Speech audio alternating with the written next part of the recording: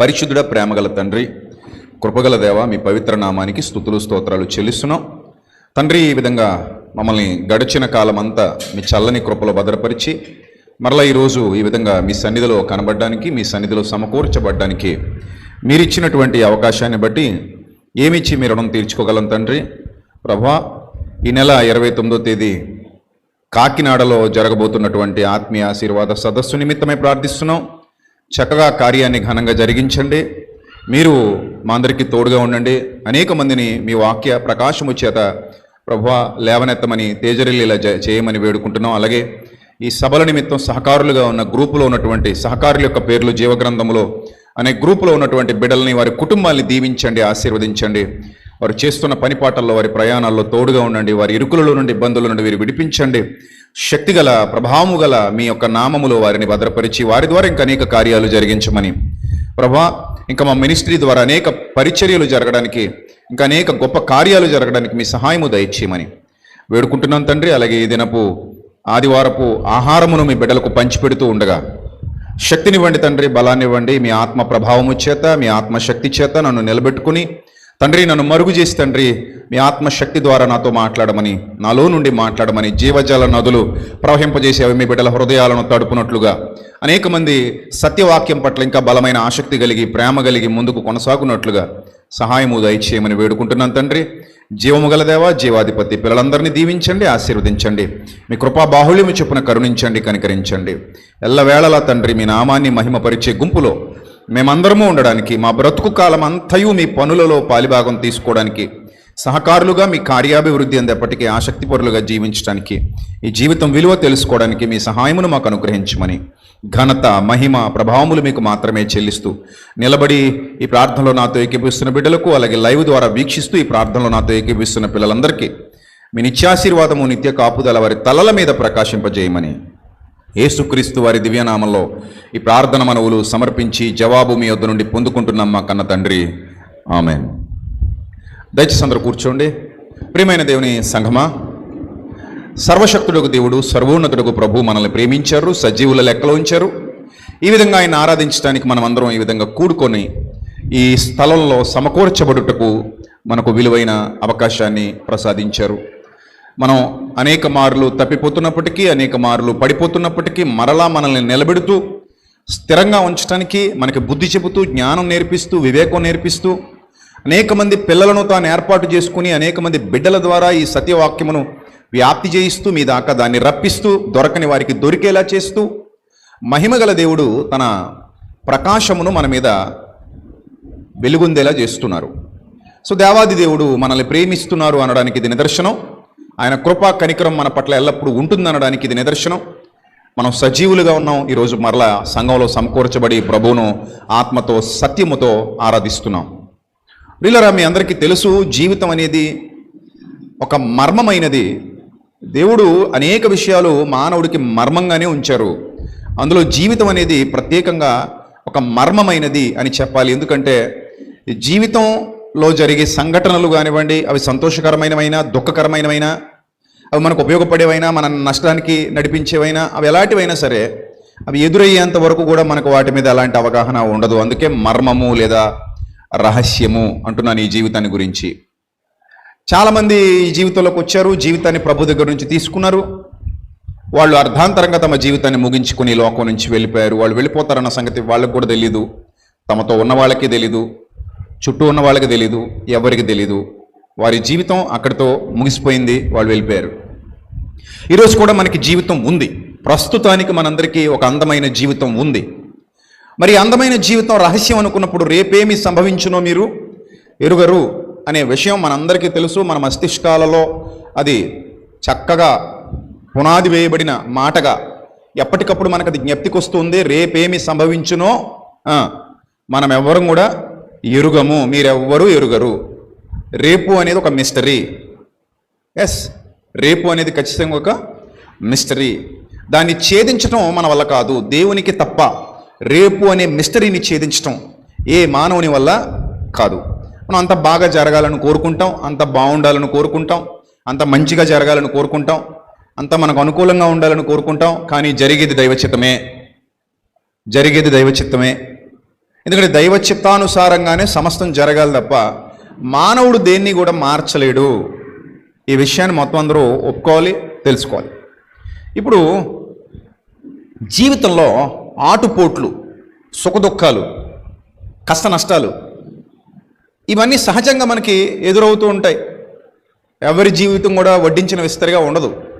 ప్రతి ఒక్కరికి వారి తాహతును బట్టి, వారి యొక్క సామర్థ్యాన్ని బట్టి ఏదో ఒక సమస్య వారిని వెంటాడుతూ ఉంటుంది. అది ఆరోగ్యపరంగా కావచ్చు, లేదా కుటుంబ పరంగా కావచ్చు, లేదా సామాజికంగా కావచ్చు, వ్యాపార పరంగా కావచ్చు, ఉద్యోగపరంగా కావచ్చు, ఇక మరే విధంగానైనా కావచ్చు. ఏదో ఒక సమస్య మానసికంగా కావచ్చు. చాలా సమస్యలన్నీ కలిస్తే ఒక మానసిక సమస్య అవుతుంది. ఇది పెద్ద యుద్ధం లోపల.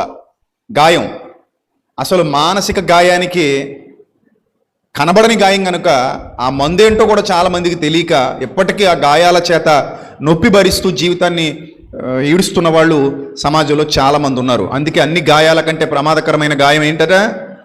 మనసుకు తగిలే గాయం చాలా ప్రమాదకరమైనది. శరీరానికి తగిలే గాయం కొన్నాళ్ళకి మానిపోద్ది, తగ్గిపోద్ది.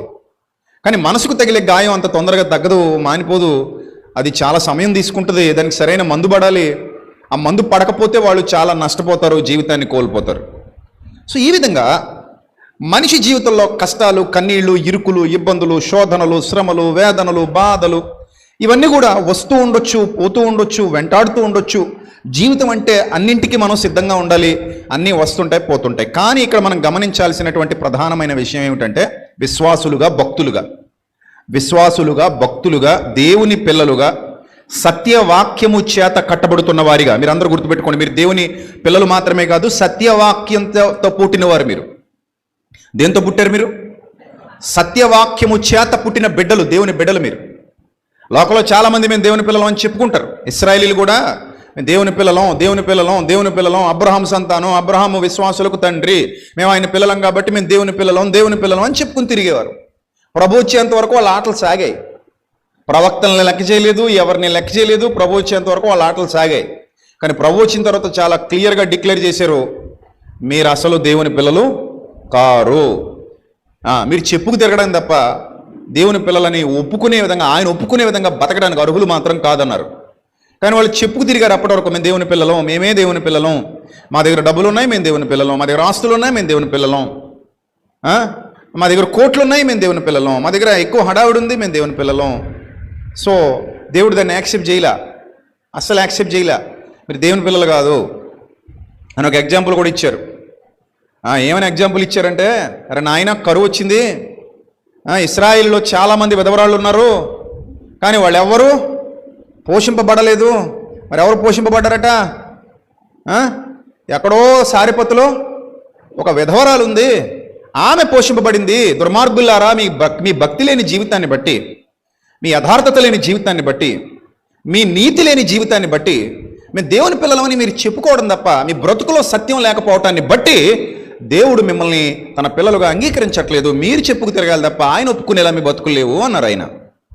ఆ తర్వాత మరొక ఎగ్జాంపుల్ కూడా చెప్పారు వారికి. చాలామంది కుష్ఠరోగులు ఇశ్రాయేలులో ఉన్నప్పటికీ, చాలామంది ఉన్నప్పటికీ సిరియా దేశస్థుడైన నయమాను తప్ప మరి ఎవ్వడు శుద్ధి నొందలేదంటే దేవుని దృష్టిలో మీరు లేరు. నయమాను ఉన్నాడు, అతడు అన్యుడు. ఆ అన్యుడిని దేవుడు ఇష్టపడ్డాడు. దౌర్భాగ్యులారా, మిమ్మల్ని ఇష్టపడలేదని ఖండించేశారు ప్రభు. అలా చెప్పినందుకు ప్రభువును కొండపేటు వరకు తీసుకుని, ఆ పట్టణము కట్టబడిన కొండపేటు వరకు తీసుకెళ్ళి అక్కడి నుంచి తోసి చంపేద్దామని ప్లాన్ చేశారంటే ఎంత నీచమైన దృక్పథం ఉందో ఇశ్రాయేలీల్లో మీరు ఆలోచించాలి. వాళ్ళు దేవుని పిల్లలని చెప్పుకుంటున్నారు, వారు సత్యమునకు పుట్టిన వారు కారు. నేటి దినాల్లో కూడా చాలామంది ఉంటారు, ఖండించే వారిని ఇష్టపడరు, గద్దించే వారి మీద పగబడతారు, ద్వేషిస్తారు, అసూయ చెందుతారు. మన మంచి కొరకే కదా ఖచ్చితంగా చెప్తున్నాడు ఇతను, మన మంచి కొరకే కదా ఇతను మనల్ని ఖండిస్తున్నాడు, మన మంచి కొరకే కదా ఇతను మనల్ని హెచ్చరిస్తున్నాడు అనే తగ్గింపు స్వభావం చాలా మందిలో ఉండదు. నన్ను ఎందుకు అనాలి, నన్ను ఎందుకు ఖండించాలి, నన్ను ఎందుకు గద్దించాలి, మమ్మల్ని ఎందుకు హెచ్చరించాలి, నువ్వేమైనా గొప్పోడివా, మాకు చెప్పేటంతటోడివా, మాకు చెప్పడానికి నీకు అర్హత ఉందా, ఇలాంటి భావజాలం తప్ప అది బాగుపడే భావజాలం కాదు. ఒక ఆయన రోడ్డు మీద వెళ్ళిపోతున్నాడట, తల మీద ఏదో ఉందట. ఏమయ్యా నీ తల మీద ఏదో ఉందని చెప్పాడట. సీరియస్ అయిపోయాడట. నువ్వు నాకు చెప్పడానికి, ఇంటికి వెళ్ళక మా ఆవిడ చెప్పుద్ది కదా. ఇప్పుడు నా పని మీద అర్జెంట్కి వెళ్ళిపోతుంది, నువ్వు ఆత్మరీ తల మీద ఏదో ఉందని చెప్తావు నువ్వు. సో ఈ టైప్ స్వభావం ఉన్న వాళ్ళని మూర్ఖులు అంటారు. మూర్ఖులు వాళ్ళు విజ్ఞులు కాదు, వివేకులు కాదు, తెలివి గలవారు కాదు, శుద్ధ హృదయము గలవారు కూడా కాదు. ఎవరైనా మనల్ని ఖండించినప్పుడు అది ప్రేమతో ఖండిస్తుంటే, బాధ్యతతో ఖండిస్తుంటే, నా పట్ల వీరికి ఏమిటి ఇంత బాధ్యత, నన్ను ప్రేమించబట్టే కదా ఇంత బాధ్యత తీసుకున్నారు, నన్ను ప్రేమించబట్టే కదా వీరు నన్ను ఖండిస్తున్నారు, నన్ను ప్రేమించబట్టే కదా వీరు నన్ను హెచ్చరిస్తున్నారు అనే ఇంగితం మానవుని హృదయంలో ఉండాలి తప్ప, నువ్వెవరు నన్ను ఖండించడానికి, నువ్వెవరు నన్ను సరిదిద్దడానికి, నువ్వెవరు నన్ను హెచ్చరించడానికి, దేవుని ఏర్పాటులో ఉన్నాడేమో అతను ఒక ఏలియాలాగా అని అనుకోవచ్చు కదా. ఏలియాను దేవుడు ఎందుకు ఏర్పాటు చేసుకున్నాడంటే ఖండించడానికి, రాజుల్ని ఖండించడానికి. నా కుమారుడా నేను నిన్ను ఎన్నుకున్నాను. ఏలియా రోషం కలిగిన ప్రవక్త. నా కుమారుడా రాజుల్ని సైతం ఖండించడానికి నేను నిన్ను ఎన్నుకున్నాను. ఒక ప్రత్యేక పని మీద, ఒక ప్రత్యేకత కలిగిన వ్యక్తివి నువ్వు, ప్రత్యేకత కలిగిన సేవకుడివి నువ్వు.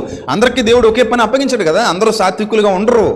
కొందరు ఖండించుటకు, గద్దించుటకు, బుద్ధి చెబుటకు దేవుని చేత ఏర్పాటు చేయబడిన వారై సమాజంలో నిలబడి ఎవరినైనా సరే హెచ్చరించే స్థాయిలో దేవుడు వారిని ఎన్నుకున్నప్పుడు మనం ఆ మాటకు విధేయులమై లోబడి వారి మాటకు సమ్మతి తెలిపి ముందుకు నడవాలి తప్ప, నువ్వెవరు మమ్మల్ని హెచ్చరించడానికి, నువ్వెవరు మమ్మల్ని ఖండించడానికి, నువ్వు కూడా మా వంటి వాడవే కదా, నువ్వు కూడా మా వంటి సామాన్యుడివే కదా అనడానికి వీలు లేదు. ఎందుకంటే మీ వంటి సామాన్యుడు అతడు కాడు అని దేవుడు నిర్ధారిస్తాడు. శరీరాలు ఒక్కలా ఉన్న అతనిలో ఉన్న ఆత్మ ప్రభావం వేరు. ఏలియా వంటి ఆత్మ గలవాడై అన్నాడు యోహాను గురించి మాట్లాడుతూ. స్టెఫను గురించి మాట్లాడుతూ అతనిలో ఉన్న పరిశుద్ధాత్మను వారిదిరింపలేకపోయి ఒక సామాన్యమైన వ్యక్తిగా స్టెఫన్ని వాళ్ళు చూస్తున్నారు. కానీ ప్రభు సామాన్యమైన వ్యక్తిగా స్టెఫన్ని చూడలేదు. ఎందుకంటే స్టెఫను లోపల ఉన్నవాడు శక్తిగల పరిశుద్ధాత్ముడు. సో శక్తిగల దేవుడు అతని లోపల నుండి, అతని హృదయంలో నుండి మాట్లాడుతున్నప్పుడు, హెచ్చరిక చేస్తున్నప్పుడు సామాన్య ప్రజలుగా వాళ్ళు తమ తప్పుల్ని దిద్దుకోవటానికి ఇతడు దేవుని చేత ఎన్నుకొనబడిన వాడు కనుక భయం కలిగి, భక్తి కలిగి, ఆయన మాటకు విధేయత చూపించి లోబడి మనల్ని మనం సంస్కరించుకోవాలనే జ్ఞానం వారిలో పుట్టాలి. కానీ పుట్టలా అది పుట్టకపోగా తిరుగుబాటు చేయడానికి సిద్ధపడ్డారట. తిరుగుబాటు చేయు ప్రజలు మీరు అన్నాడు వాళ్ళని. నిరంతరము మీరు తిరుగుబాటు చేసే మనస్సు గలవారు. లోబడే స్వభావం మీలో లేదు, గుణపడే స్వభావం మీలో లేదు, తగ్గింపు స్వభావం మీలో లేదు, దేవుని మాటకు విధేయత చూపించే స్వభావం మీలో లేదు. ఎప్పుడైనా మీ దీపాన్ని ఆయన అని ఉత్తే ఆరిపోద్దంతే. ఆరిపోయేయగలడు నీ దీపాన్ని ఆయన. ఎంతసేపు నీ దీపం ఆరిపోయాలంటే ఆయనకి, నీ ఇంట్లో వెలిగించుకున్న దీపాన్ని నువ్వు ఆరిపోయగలవు అంటే ఆరిపోద్ది. అది నీ ఇంట్లో వెలిగించుకున్న దీపం. యెహోవా పెట్టిన దీపము నరుని ఆత్మ. యెహోవా పెట్టిన దీపం ఆయన ఆరిపోయాలనుకుంటే ఎంతసేపు చెప్పు, అంతే. గాలి వంటి జీవితం అంతే, టక్ మన ఆరిపోతాం అంతే. కానీ ఇంగితం వాళ్ళలో లేదు. తిరుగుబాటుకు ప్రేరేపించబడ్డారు. దేవుని మీద తిరుగుబాటు చేశారు, దేవుని శక్తి మీద తిరుగుబాటు చేశారు, దేవుని ప్రవక్తల మీద తిరుగుబాటు చేశారు, దేవుని ఆలోచన మీద తిరుగుబాటు చేశారు. ఆయన మంచి కోసం వాళ్ళను పంపిస్తే వీళ్ళు దాన్ని చెడుగా తీసుకున్నారు. ఆయన మంచిగా హెచ్చరిస్తుంటే వీళ్ళు దాన్ని చెడుగా అర్థం చేసుకున్నారు. ఆయన ప్రేమతో హెచ్చరిస్తుంటే వీరు ద్వేషంతో తిరగబడ్డారు, ద్వేషంతో సమాధానం ఇచ్చారు. కాబట్టి దేవుడు తన కుమారుడైన క్రీస్తు ద్వారా వాళ్ళకి చేసినటువంటి హెచ్చరిక, ఆయన మీరు దేవుని పిల్లలైతే కారు, మీరు సత్యమునకు పుట్టినవారు కారు, సత్యము సంత వీధుల్లో పడేశారు, మీరు సత్యాన్ని సంత వీధుల్లో పడేశారు. మీరు మీ పై రూపాన్ని చూసుకొని మురిసిపోతున్నారు. మీరు మీ పై రూపాన్ని చూసుకొని, మీ వ్యక్తిగత వస్తుగత సముదాయాన్ని చూసుకొని మురిసిపోతున్నారు. మీరు వాటిని చూసి మురిసిపోవాల్సిన వారు కారు. మీరు దానివల్ల మీకు ప్రయోజనం లేదు, అసలు లేదు. మీకు మేలు జరగదు, కీడే మీకు సంభవిస్తుంది అన్నాడు ప్రవక్త. కాబట్టి యేసు ప్రభు వారు చెప్పిన మాట వాళ్ళు స్వీకరించారా పాజిటివ్గా అంటే నో, స్వీకరించాలా. అది పచ్చి నిజం. ఆయన చెప్పింది పచ్చి నిజం, నిజమే. ఇశ్రాయేలులో బోలెడంత మంది విధవరాళ్ళు ఉన్నారు, కానీ ఎవరి యొద్దకు పంపబడలేదు. సారిపత్తు విధవరాల యొద్దకి ఏలియా పంపబడ్డాడు. ఏలియా దినములలో భయంకరమైన కరువు సంభవించిన పరిస్థితిలో 3 ఏండ్ల 6 నెలలు ఆకాశము మూయబడి వర్షం లేక దేశమందంతటా కరువు విలయతాండవం చేస్తున్నప్పుడు, ఎంతోమంది ఆకలికి చచ్చిపోతున్నప్పుడు, భయంకరమైన పరిస్థితులు దేవుని పిల్లలు అని చెప్పుకుంటున్న వాళ్ళ మధ్యలో జరుగుతున్నప్పుడు అనేక మంది విధవరాళ్ళు ఉన్నా కూడా ఎవరి మీద దేవుని కరుణ కురవలేదు. వర్షం ఎక్కడ కురుస్తుంది, ఎక్కడ కురవదు మన చేతుల్లో లేదు. ఒక చోట కురవచ్చు, ఒక చోట కురవకపోవచ్చు. అప్పుడప్పుడు మనం బండి మీద వెళ్తూ ఉంటాం. మన జీవితంలో చాలాసార్లు చూసిందే అది. మీరు వాహనం మీద వెళ్ళిపోతున్నప్పుడు ఆ ఊరంతా విపరీతమైన వర్షం కురుస్తూ ఉంటుంది. జస్ట్ పొలిమేర దాటగానే వర్షం ఉంటుంది, అక్కడ ఎండ కాస్తుంటుంది. మనం ఆశ్చర్యపోతాం, ఇదేంది ఇది మొత్తం బట్టలు తడిసిపోయి నాకు ఇక్కడ అందరూ చక్క తిరుగుతున్నారు, అక్కడ వర్షం ఉంది, ఊరు దాటిన తర్వాత ఏం లేదు, వర్షం లేదు. అంటే అక్కడ కురుస్తోంది, ఇక్కడ ఏమవ్వట్లేదు, కురవట్లేదు. దేవుని కరుణ కూడా అంతే. గుర్తుపెట్టుకో బాగా. ఎక్కడ కురవాలి, ఎవరి మీద కురవాలి ఆయన ఇష్టం. మనం ఎవరుంటే డిసైడ్ చేయడానికి? నేను డిసైడ్ చేయగలవా? నేను ఈమె మీద నా కరుణ కురవాలి, కురిపిస్తాడు ఆయన ఇష్టం. నువ్వు నచ్చాలి ఆయనకి. ఇతని మీద నా కరుణ కురవాలి, కురిపిస్తాడు ఆయన ఇష్టం. నువ్వు నచ్చాలి. అర్థమైందా? నువ్వు నచ్చలేదు, నీ మీద ఆయన కరుణ కురవదు, రాదంతే. ఇప్పుడు ఇశ్రాయేలీయులకి మేలు ఎందుకు జరగదు? వాళ్ళు సత్యానికి పుట్టిన వాళ్ళు కాదు. వాళ్ళు సత్యంలో పుట్టలేదు, వాళ్ళు సత్యానికి బతకట్లేదు. వాళ్ళు ఏం చేస్తున్నారు? నీతిమాలిన క్రియలు చేస్తున్నారు. అందుకే అనేక మంది విధవరాలు ఉండినాను ఆయన కరుణ వారిపై కురవలేదట, ఆయన కృప వారి మీదకి రాలేదట, ఆయన దయ వారి మీదకి రాలేదట. మరి ఏమొచ్చింది? శాపం వచ్చింది. మర్చిపోకూడదు. జీవితం మనం మాట్లాడుకున్నాం కదా, జీవితం రహస్యం. It's a mysterious life. ఏంటంటే మిస్టరీతో కూడుకున్నటువంటి జీవితం. రేపేమి సంభవించునో మీకెవ్వరికీ తెలీదు, మీకెవ్వరికీ తెలీదు. ప్రభువే అన్నాడు, నాకు తెలిసిన ఎవరైనా ముందుకు వచ్చినా అది నిజం కాదు, తెలియదు, ఎవరికి తెలీదు. రేపు అనేది ఒకటి ఉందని మనకు తెలుసు తప్ప ఆ రేపులో ఏం జరగబోతుంది అనేది మాత్రం మన ఎవరికి తెలీదు. అర్థమైందా? రహస్యం అంతే. అది మంచి అయినా కావచ్చు, చెడైనా కావచ్చు, ఏదైనా ఎదురవచ్చు మనకి. ఇప్పుడు మీరు గమనించండి, మీరు జీవితాన్ని అర్థం చేసుకునే కోణం మారినప్పుడు జీవించే విధానం కూడా మారుతుంది. జీవితాన్ని అర్థం చేసుకునే కోణం మీ బ్రతుకులో మారినప్పుడు జీవించే విధానం కూడా మారదు. ఇప్పుడు గమనించండి, ఇశ్రాయేలీల జీవితంలో దేవుని యొక్క ఏర్పాటు ఇది అని తెలుసుకోలేక వాళ్ళు తిరుగుబాటు చేశారు. తిరుగుబాటు చేసి దేవునికి దూరం అయ్యారు. తద్వారా మేలు పొందుకున్నారా, కీడు పొందుకున్నారా? కీడే పొందుకున్నారు. దెబ్బల మీద దెబ్బలు తగిలాయి, దెబ్బల మీద దెబ్బలు, దెబ్బల మీద దెబ్బలు. జాతి మొత్తం నాశనానికి వెళ్ళింది. సత్య విధేయులు కాకపోవడం వల్ల, సత్యానికి దేవుని వాక్కుకు లోబడకపోవటం వల్ల. ఆయన నాకు చెప్పాడు కదా, అందరూ విన్నారు నేను ఎందుకు వినలేదని ఇంగితం లేదు వాళ్ళకి. అందరూ వింటున్నారు, నేను వినట్లేదు. అందరూ నేర్చుకుంటున్నారు, నేను నేర్చుకోవట్లేదు. అందరూ పని చేస్తున్నారు, నేను మాత్రం చేయట్లేదు. అందరూ సహకరిస్తున్నారు, నేను మాత్రం సహకరించట్లేదు. అందరూ ముందుకెళ్తున్నారు, నేను మాత్రం ముందుకెళ్ళట్లా. ఏంటి నాలో ఉన్న లోపం? అవును, నాలో ఒక జిడ్డు స్వభావం ఉంది, ఒక మూర్ఖత్వపు స్వభావం ఉంది. అది నన్ను ముందుకు కదలనివ్వట్లేదు, అది నన్ను గుప్పిలు విప్పనివ్వట్లేదు, అది నన్ను కాలు కదపనివ్వట్లేదు, అది నన్ను నోరు తెరవనివ్వట్లేదు, అది నన్ను చూడనివ్వట్లేదు అని ఇంగితం వాళ్ళకి పనిచేస్తే నాలో మిస్టేక్ ఉందని దిద్దుకునేవారు. కానీ అది ఎందుకో వాళ్ళలో వర్క్ చేయలేదు. చేయకపోవడం వల్ల మనం చేసేదే రైట్ అనుకున్నాడు. ఒకడు నడుచు మార్గము వానికి ఎలా కనబడుతుందట? సరే అయినదిగా కనబడదట. నీ ఆలోచన, నా ఆలోచనే కరెక్ట్ అంటాడు. చూడండి, మూర్ఖుడు. ఎవడు చెప్పిన వెండి ఇంకా నేను చెప్పిందే కరెక్ట్, నా ఆలోచనే కరెక్ట్, ఇంకా దూకేందులో అలా కాదా, చచ్చిపోతామేమో, ఏం పర్లేదు, దూకే, నేను చెప్పిందే రైట్. దాన్ని ఏ స్వభావం అంటారు? మూర్ఖత. ఏంటట? మూర్ఖత. ఆ మూర్ఖతను అనుసరించి నడుచుకున్నారు వాళ్ళు. సో దానివల్ల ప్రయోజనము కాని స్థితిగతులు వాళ్ళకి ఎదురయ్యాయి. సరే, యేసుప్రభు వారు వచ్చారు, చెప్పారు. ఎంత బుద్ధి చెప్పినా మూర్ఖులకి అర్థం కాలేదు కనుక అప్పుడు క్లారిటీ ఇచ్చారు. నాయన, మీ మీద దేవుని కరుణ కురవట్లేదు, మీ మీద ఆయన కృపలేదు, ఆయన దయ మీ మీద లేదు. ఎందుకంటే మీరు ఆయన మాట వినివారు కారు, మీరు ఆయన మాటకు లోబడే స్వభావం కలిగిన వారు కారు. అందుకే ఎంతమంది ఉన్నా సారిపతి విధవరాలు లక్కీ లాటరీ కొట్టేసింది, ఎంతమంది ఉన్నా నయమాన్ లక్కీ లాటరీ కొట్టేశాడు. మీకు ఎవరికి అది రాలేదంటే దానికి కారణం మీ క్రియలే, మీ మూర్ఖ స్వభావమే. లోబడనొల్లని ప్రజల వైపు దినమెల్లా ఆయన తన చేతులు చాపుచున్నాడు, పిలుస్తున్నాడు. వారు లోబడట్లేదు, లోబడే స్వభావం వాళ్ళలో లేదు గనుక వాళ్లకు దేవుని యొక్క దీవెన ఆశీర్వాదాలు లభించట్లేదు, ఆయన కృప లభించట్లేదు. ఈ రహస్య జీవితాన్ని అలా పాడు చేసుకుంటూ పోతున్నారు. జీవితం ఎంత పెద్ద రహస్యం అంటే నీ ఊహలకు కూడా అందదు. ఎన్ని ఊహించుకుంటాను చెప్పండి మనం జీవితం గురించి? అందరూ ఊహించుకునేవాళ్ళు కదా. ఇక్కడ నేను ఊహించుకుంటాను, మీరు ఊహించుకుంటారు, అందరూ ఊహించుకుంటున్నాం. అందులో నా గురించి, నీ గురించి, పిల్లల గురించి, భార్య గురించి, భర్త గురించి, ఉద్యోగాల గురించి, వ్యాపారం గురించి, స్థితిగతుల గురించి, కుటుంబాల గురించి, ఇంటి గురించి, ఆస్తి గురించి, వెండి బంగారాలను గురించి రకరకాల ఊహలు మీ అందరి హృదయాలలో ఉన్నాయా లేవా? ఉన్నాయి కదా. భవిష్యత్తు ఎలా ఉండాలి, ఎలా తీర్చిదిద్దుకోవాలి, ఎలా సెట్ చేసుకోవాలి, ఎలా అలంకరించుకోవాలి, రకరకాల ఊహలు మనల్ని వెంటాడుతున్నాయి. మంచిదే. మరి ఇన్ని ఊహలతో ఉన్నామే, ఈ ఊహలన్నీ నిజం కావాలంటే ఎవరు సంతకం పెట్టాలి? ఏ ఆఫీసర్ సంతకం పెట్టాలి? ఎవరు అనుమతి ఇవ్వాలి? చెప్పండి, మీరే చెప్పండి. ఎవరు అనుమతి ఇస్తే నీ ఊహలన్నీ నిజమవుతాయి? పరలోకపు తండ్రి జీవితం ఇచ్చిన వాడు సంతకం పెడితే తప్ప మన ఊహలు ఏవి నిజంగా ఊహలుగానే మిగిలిపోతాయి, కలలుగానే మిగిలిపోతాయి, కలలైపోతాయి. ఎవరు సంతకం పెట్టకపోతే దేవుడి సంతకం. మనకైతే అర్థమై సావదు, ఎప్పటికీ అర్థం అవదు. ఎంత చెవి నీళ్ళు కట్టుకుని బోధ చేసినా కొంతమంది మూర్ఖులకి ఆ బోధ అర్థం కాదు. వాళ్ళు అనుకుంటారు, నేనున్నాను కదా, నేను ఏదంటే అది జరిగిపోద్ది, నేనున్నాను కదా, నేనేం చెప్తే అది జరిగిపోద్ది, నేను ఏది చేస్తే అది అయిపోద్ది అంతే, నేను ఏది చేస్తే అది జరిగిపోద్ది అంతే. ఎవరి కోసం జరిగిపోతుంది? రేపు అనేది నువ్వు తేగలవు అసలు, అందులోకి నువ్వు ఎలాగెళ్తున్నావు, ఎవరు పంపిస్తే రేపుట్లోకి వెళ్తున్నావు నువ్వు అనే ఇంగితం చాలా మందికి ఉండదు. రేపు అనే దానిలో అడుగు పెట్టాలంటే దేవుడు అనుమతించకుండా నువ్వు రేపులో ఎలా అడుగు పెట్టగలవు? అడుగు పెట్టలేవు. ఆయన సంతకం పెట్టాలి. నీకు ఒక దినము రావాలంటే ఆయన సంతకం పెట్టాలి, నువ్వు దినాన్ని చూడాలంటే ఆయన సంతకం పెట్టాలి. అంతెందుకు నువ్వు ఒక మెతుకు నోట్లో పెట్టాలన్నా కూడా ఆయన సంతకం అవసరం. ఒకటి చోట చూడండి, అధికారులు సంతకాలు లేకుండా ఫైల్ మీద సంతకం పెట్టకుండా పని జరగదంటారు కదా. సార్ మీరు సంతకం పెడితే తప్ప నాకు డబ్బులు రావు, మీరు సంతకం పెడితే తప్ప నాకు ఉద్యోగం రాదు, మీరు సంతకం పెడితే తప్ప నేను ఇల్లు కట్టుకోలేను, మీరు సంతకం పెడితే తప్ప నాకేం అవ్వవు, నా జీవితంలో ఏమీ జరగవు అంటే మీ సంతకం అంత విలువైంది.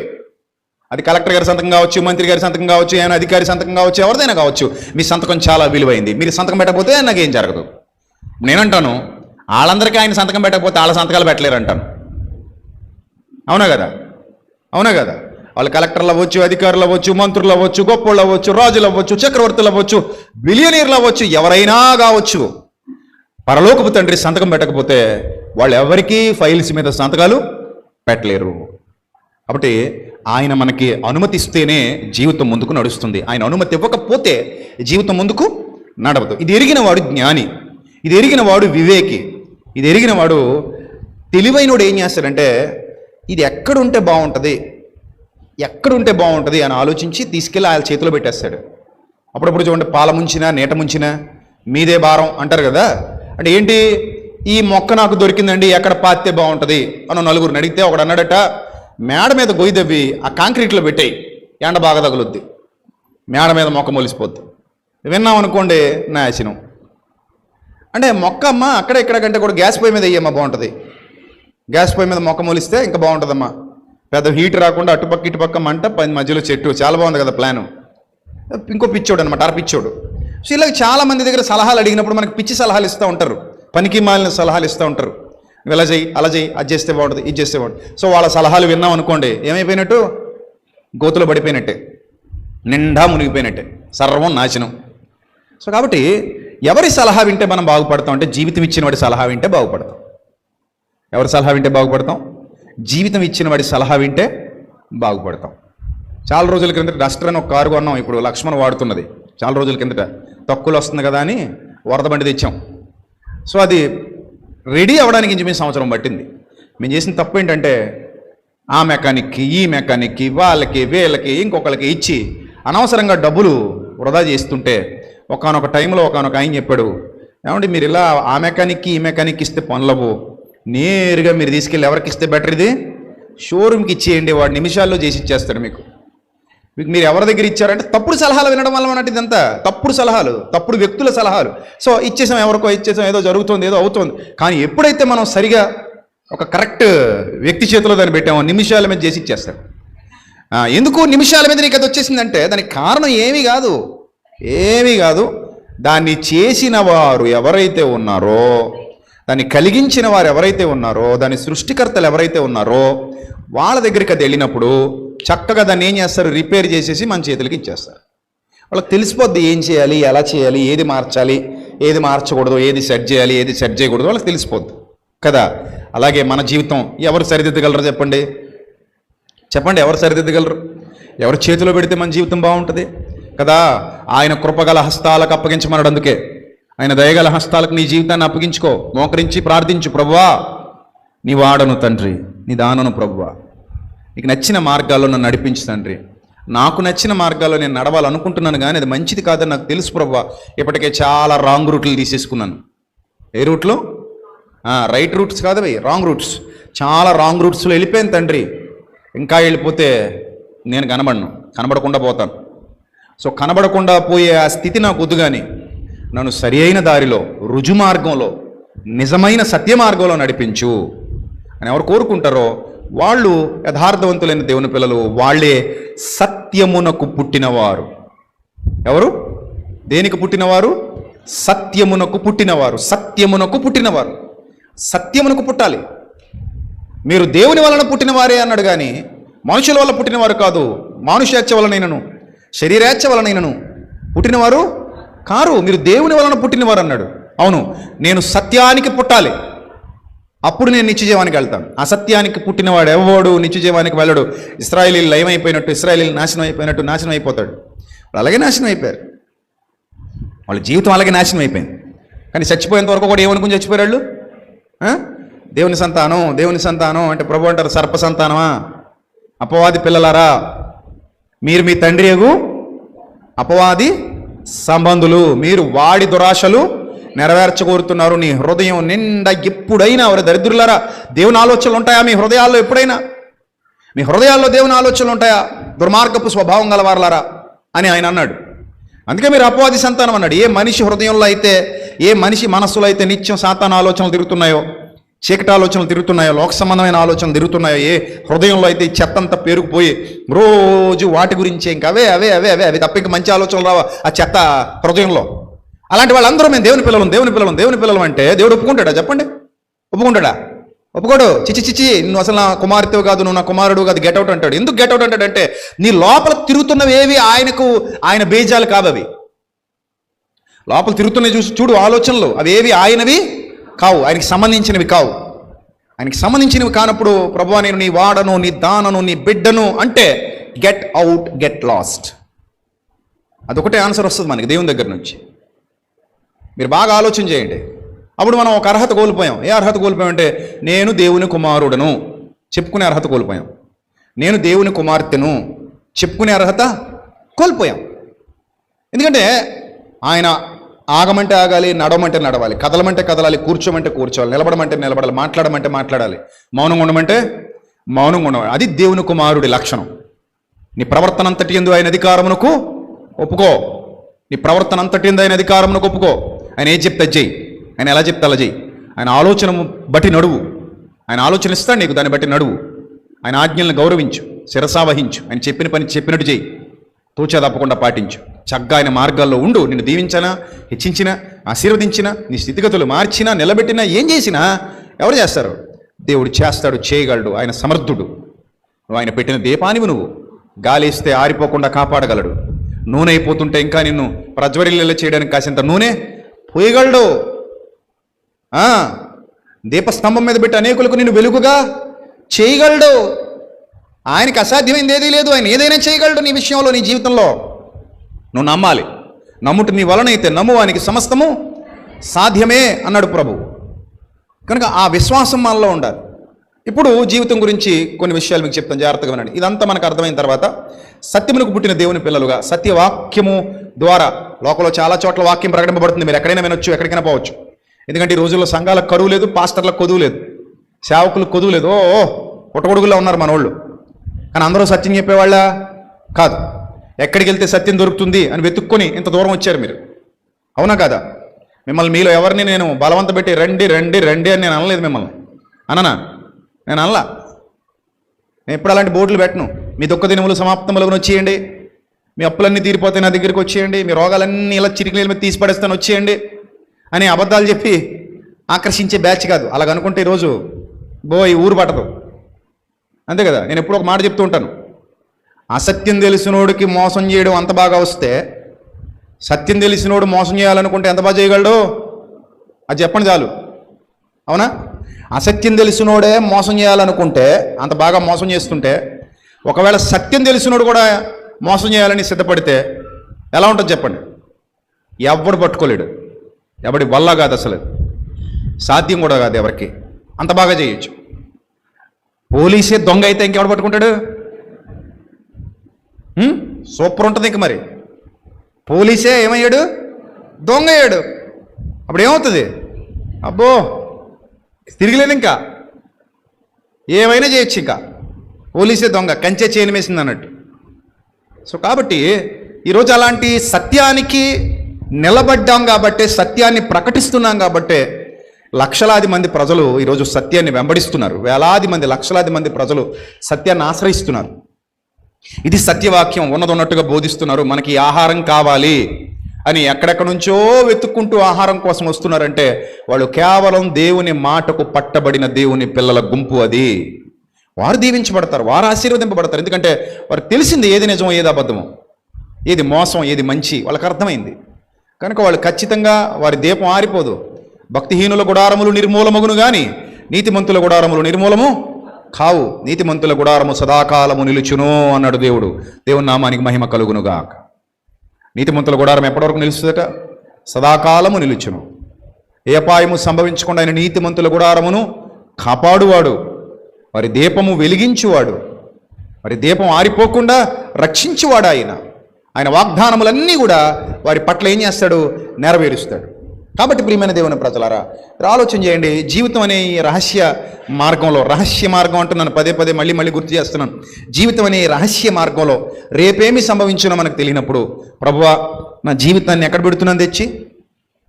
చెప్పండి, అందరూ చెప్పండి. ఎక్కడ పెడుతున్నాను ప్రభువా నా జీవితాన్ని తెచ్చి? నీ చేతిలో పెట్టేస్తున్నాను ప్రభువా, నీ చేతిలో పెడుతున్నాను. నడిపించు ప్రభువా, నడిపించు. నీ ఇష్టం, నీ ఇష్టం.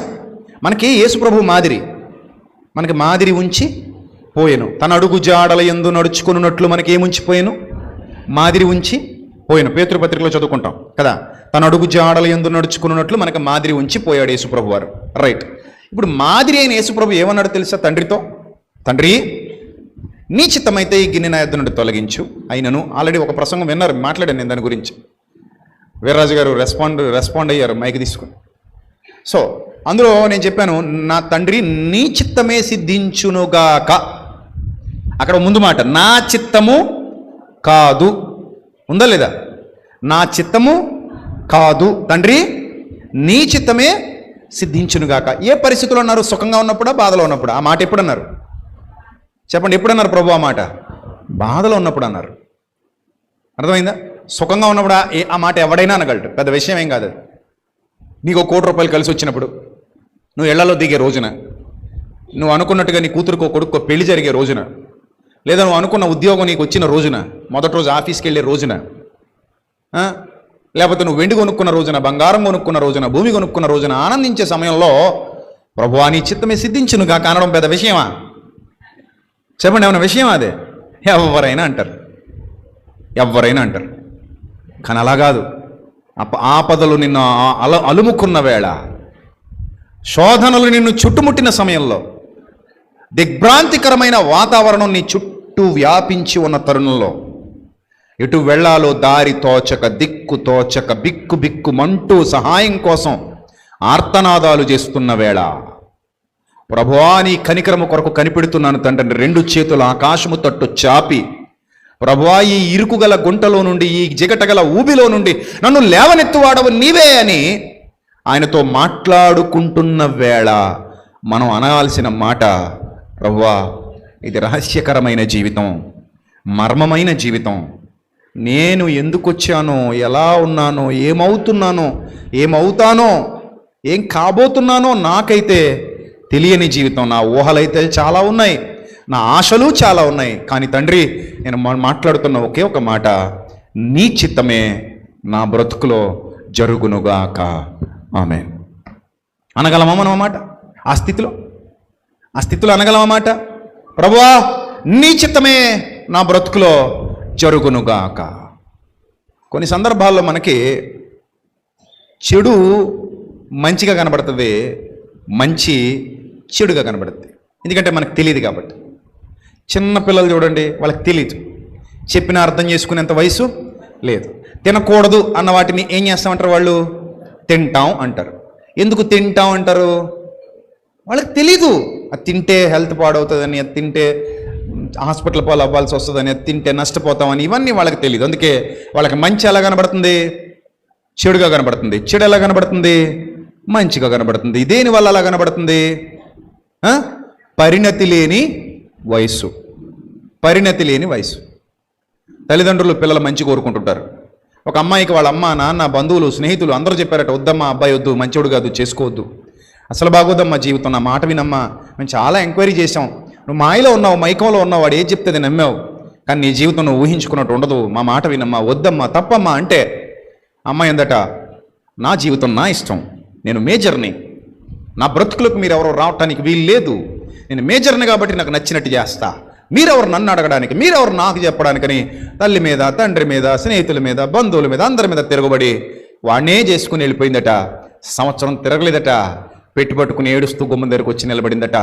అమ్మా అమ్మా అన్నట్టు, మీరు చెప్పారమ్మా, నేను వెళ్ళలేదమ్మా, నాన్న మీరు చెప్పారు, నేను వెళ్ళలేదు, స్నేహితులు మీరు చెప్పారు, వెళ్ళలేదు, బంధువులు మీరు చెప్పారు, నేను వెళ్ళలేదు, నేను అనుకున్నంత మంచోడు కాదమ్మా, నేను అనుకున్నని దానికంటే దుర్మార్గుడమ్మాడు, నేను ఊహించనంత ఎదవమ్మాడు, అలాంటి నీచుడిని నేను చేసుకున్నానమ్మా అని ఇప్పుడు వస్తే ఇప్పుడు ఏమైనా చేయగలమా? అప్పటికే జీవితం ఏమైపోయింది?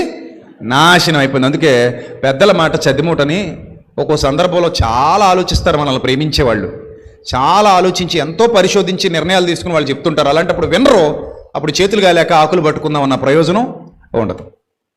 అందుకే చెప్తున్నాను, కొన్ని సందర్భాల్లో మంచి ఎలా కనబడుతుంది, చెడుగా కనబడుతుంది. చెడు ఎలా కనబడుతుంది, మంచిగా కనబడుతుంది. అప్పుడు మంచే చెడు అనుకుని మోసపోతారు, లేదా చెడే మంచి అనుకుని మోసపోతారు. ఏది రాంగ్గా అర్థం చేసుకున్నా ఎవరు మోసపోతారు, మనమే మోసపోతాం. సో కాబట్టి జీవితంలో ఏం జరిగినా ఒక్కటి గుర్తుపెట్టుకోండి, నేను కరెక్ట్ పొజిషన్లో నిలబడ్డాను. ఎక్కడ నిలబడ్డాను, నేను కరెక్ట్ పొజిషన్లో నిలబడ్డాను. ఏ పొజిషన్లో నిలబడ్డాను, దేవుని కృప, దేవుని కరుణ, సత్యమను పునాది మీద నేను నిలబడ్డాను. ఇప్పుడు నేను ఇక్కడే నిలబడి ఉన్నాను. ఇలాగా ఎక్కడ నిలబడ్డాను, అటెన్షన్లో నేను ఎక్కడ నిలబడి ఉన్నాను, సత్యం అనే పునాది మీద నిలబడి ఉన్నాను. ఇది ఎవరి పునాది అంటే దేవుని పునాది. ఇప్పుడు ఏం జరిగినా ఆయన చిత్తమే.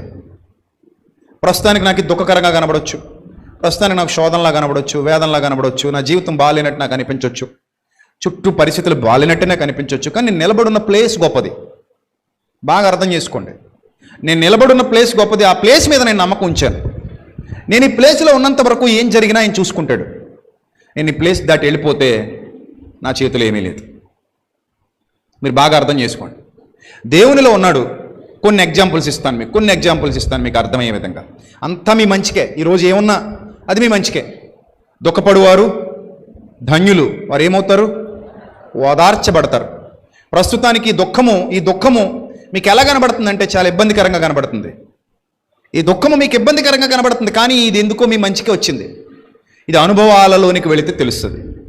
నా జీవితంలో కూడా ఏడ్చిన సందర్భాలు ఉన్నాయి, కన్నీళ్లు గార్చిన సందర్భాలు ఉన్నాయి. బయట ప్రపంచానికి తెలియవై లోపల జరుగుతాయి. నా జీవితంలో కూడా ఇరుకులు ఉంటాయి, ఇబ్బందులు ఉన్నాయి, సమస్యలు ఉన్నాయి, శోధనలు ఉన్నాయి. ఇప్పటికీ కూడా కొన్ని సందర్భాల్లో దుఃఖం నన్ను ఆవరిస్తూ ఉంటుంది. ఏదైనా జరగలేనప్పుడు బాధ అనుభవిస్తూ ఉంటాను. ఏదైనా సాధించలేకపోతున్నామేమో అనే చింత. పౌలు భక్తుడికి కూడా సంఘములన్నిటినీ గూర్చిన చింత ఉందట. సో అలాంటి చింతలు, బాధలు, ఇబ్బందులు మనల్ని ఆవరిస్తున్నప్పుడు మనకు అనిపిస్తుంది, అరే చాలా పెయిన్ఫుల్గా ఉంది, ఇది బేరు చేయగలమా, చాలా ఇబ్బందిగా ఉంది, మనం దాటగలమా, చాలా కష్టంగా ఉంది, మనం సహించగలమా, మనం వెళ్ళగలమా, ఈ దారిలో మనకు అన్నీ అనుకూలంగా ఉంటాయంటారా, మనం మన గోల్ రీచ్ అవుతామా, అన్నీ ఒక మనసుకి ఒక రకమైన ఒక చీకటి సంబంధమైన భావన లేదా నెగిటివ్ థింకింగ్ వచ్చేస్తుంది. అలాంటప్పుడు చాలామంది కృంగిపోతుంటారు.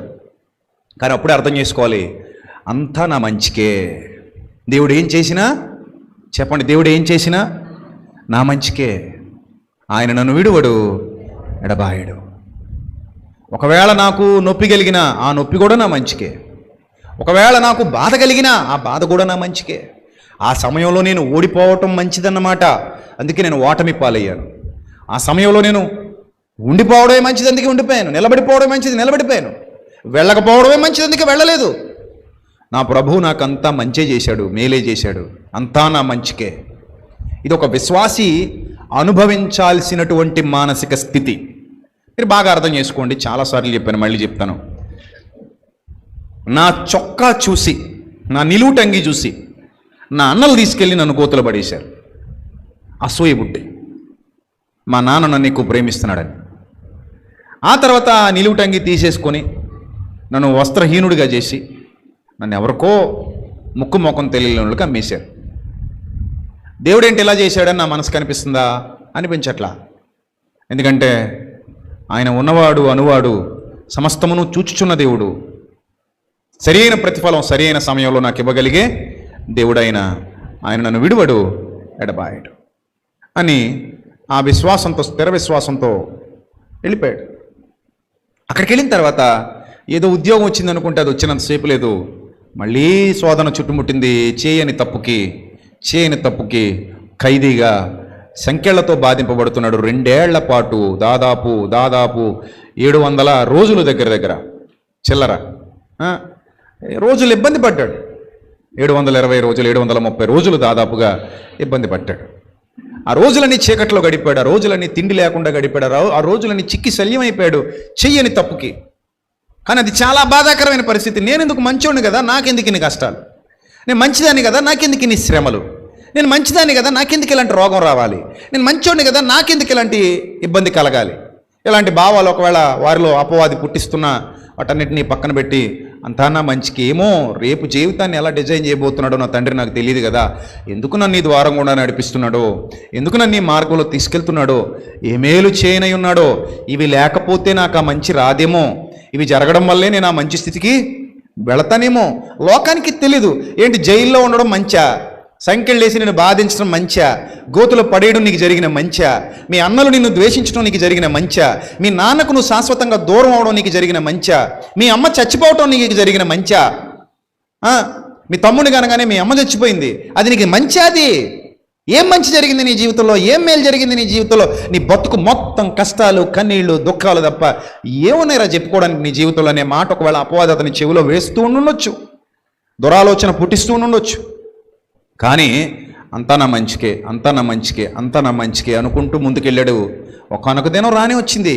కృంగిపోలేదు, కష్టాలకు కృంగిపోలేదు, కష్టాలకు కన్నీళ్లకు లొంగిపోలేదు. బలంగా నిలబడ్డాడు. ఎన్ని వచ్చి కొడుతున్నా, ఎంత కొడుతున్నా, ఎంత గట్టి కొడుతుంటే అంత బలంగా నిలబడ్డాడు. ఎంత గట్టిగా శోధన కొడుతున్నా అంత ధీరత్వంతో నిలబడ్డాడు. ఎంత గట్టిగా శ్రమలు వచ్చి తాకుతుంటే అంత పవర్ఫుల్గా నిలబడ్డాడు. అలా నిలబడి ఒక రోజున ఆ దేశం మొత్తానికి ప్రధానిగా యోసేపును దేవుడు నిలబెట్టుకున్నాడు. రాజు తర్వాత రాజయ్యాడు. ఇప్పుడు చెప్పండి, అవన్నీ మంచికి జరిగాయా, చెడుకు జరిగాయా? చెప్పండి. అంతా ఎవరి మంచికే? మనకిప్పుడు అర్థమవుతుంది. గట్టు దాటేశాడు కాబట్టి, సినిమా మొత్తం చూపించేశాడు కాబట్టి, క్లైమాక్స్కి వచ్చేసాం కాబట్టి ఏమంటున్నాం? హీరో గురించి, ఇప్పుడు యోసేపు అనే హీరో గురించి మాట్లాడుతూ క్లైమాక్స్లో శుభం కార్డు పడ్డప్పుడు చెప్తున్నాం. ఏమని చెప్తున్నాం? యోసేపు జరిగినవన్నీ దేనికోసం జరిగాయి? ఈ సంభవాలన్నీ ఎందుకు వచ్చాయి యోసేపు జీవితంలో? ఈ కష్టాలన్నీ ఎందుకు వచ్చాయి? ఈ కన్నీళ్ళన్నీ ఎందుకు వచ్చాయి? అంతా నీ మంచికే యోసేపు. నువ్వు అలాగ అనుకున్నావు కాబట్టి బాగున్నావు. అవునా కదా? అంతా నీ మంచికే. 10 ఏళ్ళు కాపురం చేసిన తర్వాత మొగుడు చచ్చిపోయాడు. మీకు తెలుసు. 10 ఏళ్ళు కాపురం చేసిన తర్వాత, మంచోడా చెడ్డోడా పక్కన పెడితే ఎన్నాళ్ళు కాపురం చేసిందట? దాదాపు 10 ఏళ్ళు కాపురం చేసిందట. 10 ఏళ్ళు కాపురం చేసిన తర్వాత భర్త చచ్చిపోయాడు. ఇప్పుడు విధవరాలు అయిపోయింది.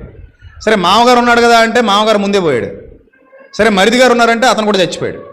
ఇప్పుడు 3 ఆడవాళ్ళు ఒంటరిగా మిగిలిపోయారు. మీకు తెలుసు. ఆ 3 ఆడవాళ్ళు హీరోయిన్ ఎవరంటే రూతు. సో అలాంటి సిచ్యువేషన్లో, అలాంటి బాధాకరమైన పరిస్థితిలో వాళ్ళు దిక్కుతోచని స్థితిలో ఉన్నప్పుడు ఆ చెల్లెమ్మ, ఎవరు చెల్లెమ్మ? రూతు చెల్లెమ్మ ఏమందట? నేను ఇక్కడ ఈ స్థితిలో ఉండలేను, నాకు ఈ స్థితి నచ్చలేదు, గనుక నేను పోతున్నా అని పోయింది. ఇప్పుడు ఈవిడ ఒంటరిగా మిగిలిపోయింది. కానీ ఆవిడ నమ్ముకున్న దేవుడు గొప్పోడు. అది ఈవిడ గ్రహించింది. అందుకంది, అత్తయ్య నీ దేవుడే నా దేవుడు, నువ్వు ఉన్న చోటే నేను ఉంటా, నువ్వు తిన్నదే నేను తింటా, నీ కష్టం నా కష్టం, నీ సుఖం నా సుఖం, నువ్వు ఎక్కడ ఉంటే నేను అక్కడే అని స్థిరంగా ఒక చోట నిలబడిపోయింది. అదే చెప్తున్నాను మీకు. ఆ ప్లేస్ గొప్పది. నేను ఇక్కడే నిలబడతాను, ఏమైనా కానివ్వండి. మంచి వచ్చేయడం, నేను నిలబడ్డ చోట నిలబడతా. నేను బోన్ ఇక్కడ నుంచి, నాకు మంచి జరుగుద్ది. ఇంకా నేను బోన్ ఇక్కడ నుంచి, ప్రస్తుతానికి చీకటిగా ఉన్నా నేను బోన్ ఇక్కడ నుంచి, నేను శోధన ఎదుర్కొంటా, మొండిగా మారిపోతా. విజయం దక్కాలంటే మనం కొన్ని సందర్భాల్లో ఎలా మారాలి? మొండిగా మారాలి. నేను నిలబడ్డ చోట నిలబడతా. నేను పోను ఇక్కడ నుంచి, నా వల్ల కాదు, నేను అనుకున్నది సాధించేంత వరకు నేను ఇలాగే ఉంటా అని మొత్తం మీద, అత్తయ్య మీరు ఏ రూట్లో వెళ్తే నేను కూడా అదే రూట్లో వస్తాను అత్తయ్య. ప్రస్తుతానికి చీకటే, తినడానికి తిండి కూడా లేదు, దిక్మాలి బతుకు అనమాట. ఎక్కడికో వెళ్ళి పరిగేరుకోవాలి, అటు పెడితే తినాలి, పొమ్మంటే పోవాలి. అలాంటి పరిస్థితి. ఒక విధవరాలి పరిస్థితి ఎలా ఉంటుందో అలాంటి పరిస్థితి యవ్వన విధవరాలు అనమాట. కొన్ని వృద్ధాప్య విధవరాలు అయితే అన్నీ చూసేసి వచ్చాను. ఇప్పుడు మొగుడు ఉంటే ఎంత, పోతే ఎంత, వాడు లేవట్లేదు, నేను లేవట్లేదు, అతగాడు ఉన్నా నాకు వచ్చిన ఉపయోగం ఏమీ లేదు, మంచిదే, ఇంకా మా ఆయన పోవడమే మంచిది అనుకుంటారు కొంతమంది ముసలోళ్ళు. ఎందుకంటే పాపం ఈవిడ కాలే ఈవిడ లేపుకోలేదు, ఈవిడ చెయ్యే ఈవిడ తెచ్చుకోలేదు, మూత దగ్గర పెట్టుకుని బోధనలేదు. అలాంటిది మళ్ళీ ఆయనకి సాగరీలు చేయాలంటే ఈవిడ వల్ల ఎట్ట అవుతుంది? అవ్వదు. కాబట్టి ఇంకా వృద్ధాప్యానికి వచ్చిన తర్వాత, అమ్మ మీ ఆయన చచ్చిపోయాడంటే ఏమంటది? ఓ రోజు ఏడు చూరుకుంటానులే ఆయన, పోనీ మంచిదే, మా ఆయనకి మంచి జరిగింది అనుకుంటుంది తప్ప రోజు చాకరీలు, మంచం మీద చాకరీలు ఇవన్నీ కోరుకుంటారట. ఎవరైనా కోరుకోరు. అందుకే వృద్ధాప్య విధవరండరు పెద్దగా బాధపడరు. కానీ యవ్వన విధవరండరికి మాత్రం చాలా బాధ. అది ఓర్చుకోలేని బాధ, తట్టుకోలేని బాధ. ఎందుకంటే యవ్వనంలో భర్త చనిపోయాడంటే ఇంకేముంది, పచ్చడి జీవితం బుగ్గిపాలైపోయింది. అలాంటి స్థితిలో కూడా అంతా నా మంచికే. ఏంటట? అంతా నా మంచికే. క్లైమాక్స్కి వెళ్ళిన తర్వాత ఏమనిపిస్తుందో తెలుసా? ఒకసారి చూడండి. రూతు గ్రంథం 4వ అధ్యాయం 13వ వచనం. మొదటి అధ్యాయం 5వ వచనంలోనేమో చచ్చిపోయాడు భర్త. 4వ అధ్యాయం 13వ వచనం చదువుదాం. కాబట్టి బోయజు రూతును పెళ్లి చేసుకొని ఆమె యొద్దకు పోయినప్పుడు యెహోవా ఆమె గర్భవతి యొగునట్లు అనుగ్రహించిన కనుక ఆమె కుమారుని కనెను. అప్పుడు స్త్రీలు ఈ దినమున నీకు బంధువుడు లేకుండా చేయని యెహోవా స్తుతినందును గాక, ఆయన నామము ఇశ్రాయేలీయులలో ప్రకటింపబడును గాక. నిన్ను ప్రేమించి 7 కుమారుల కంటే నీకు ఎక్కువగానున్న నీ కోడలు ఇతని కనెను. ఇతడు నీ ప్రాణమును ఓదార్చి ముసలితనమును నీకు పోషకుడుగనని నయోమితో చెప్పి, అప్పుడు నయోమి ఆ బిడ్డను తీసుకొని కౌగిట నుంచుకుని వానికి దాదిగా ఉండెను.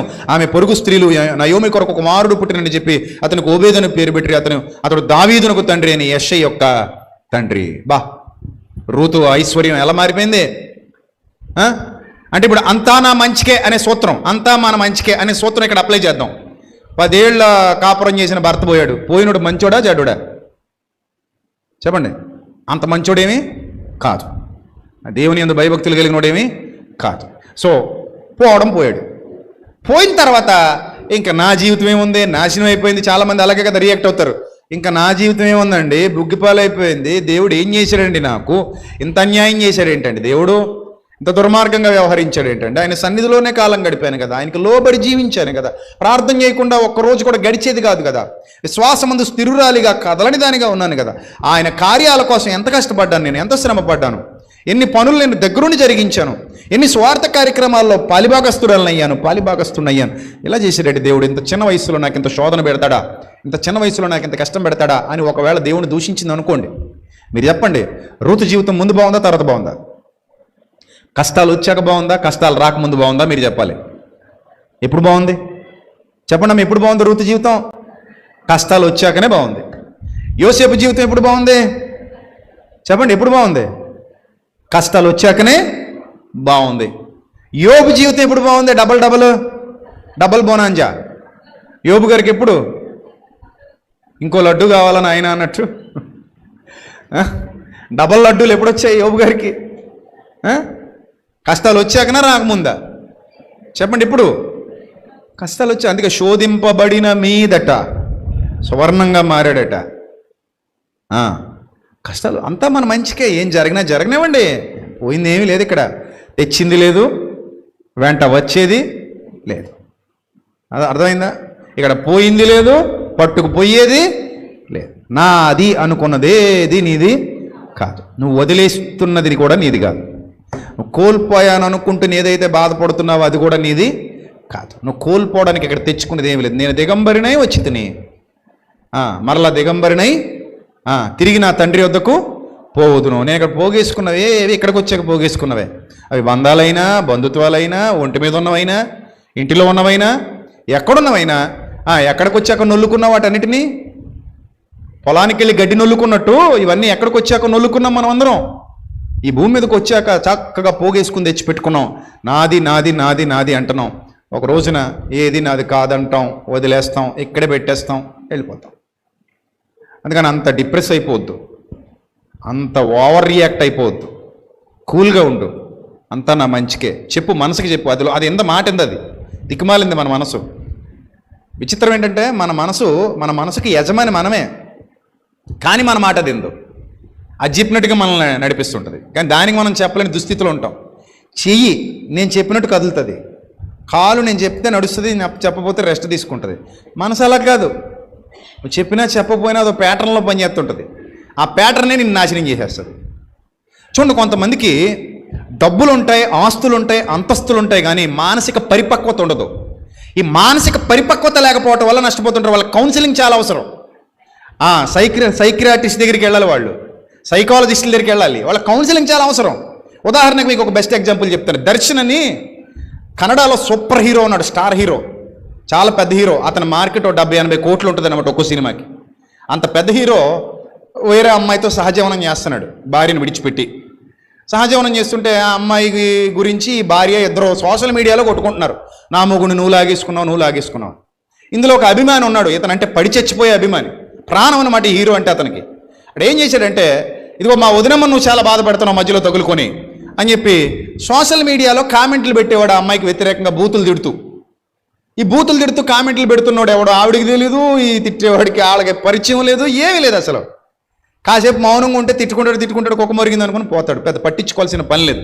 కానీ ఏం చేసిందంటే అమ్మాయి, నన్ను నేను బూతులు తిడుతున్నాడని మొగుడికి చెప్పింది, మొగుడికి సినిమా హీరోకి, ఇగో నన్ను నేను బూతులు తిడుతున్నాడు, ఇటు ఎవడో నీ అభిమానట, ఇష్టం వచ్చినట్టు మాట్లాడుతున్నాడు, నీ పెళ్ళానికి సపోర్ట్ చేస్తున్నాడని చెప్తే ఏం చేయమంటావు? ఏసై సరే పిలిపిద్దాం.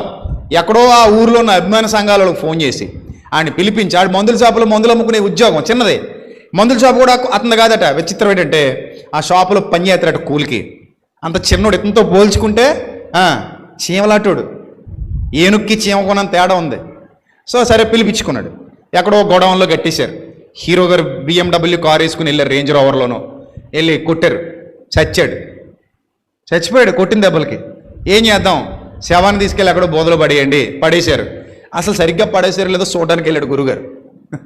మొత్తం అంతా రికార్డెడ్, అంతా బయటకు వచ్చింది. ఏదో జరిగింది అనుకునే లోపు ఇంకో పనికి మళ్ళీ ప్లాన్.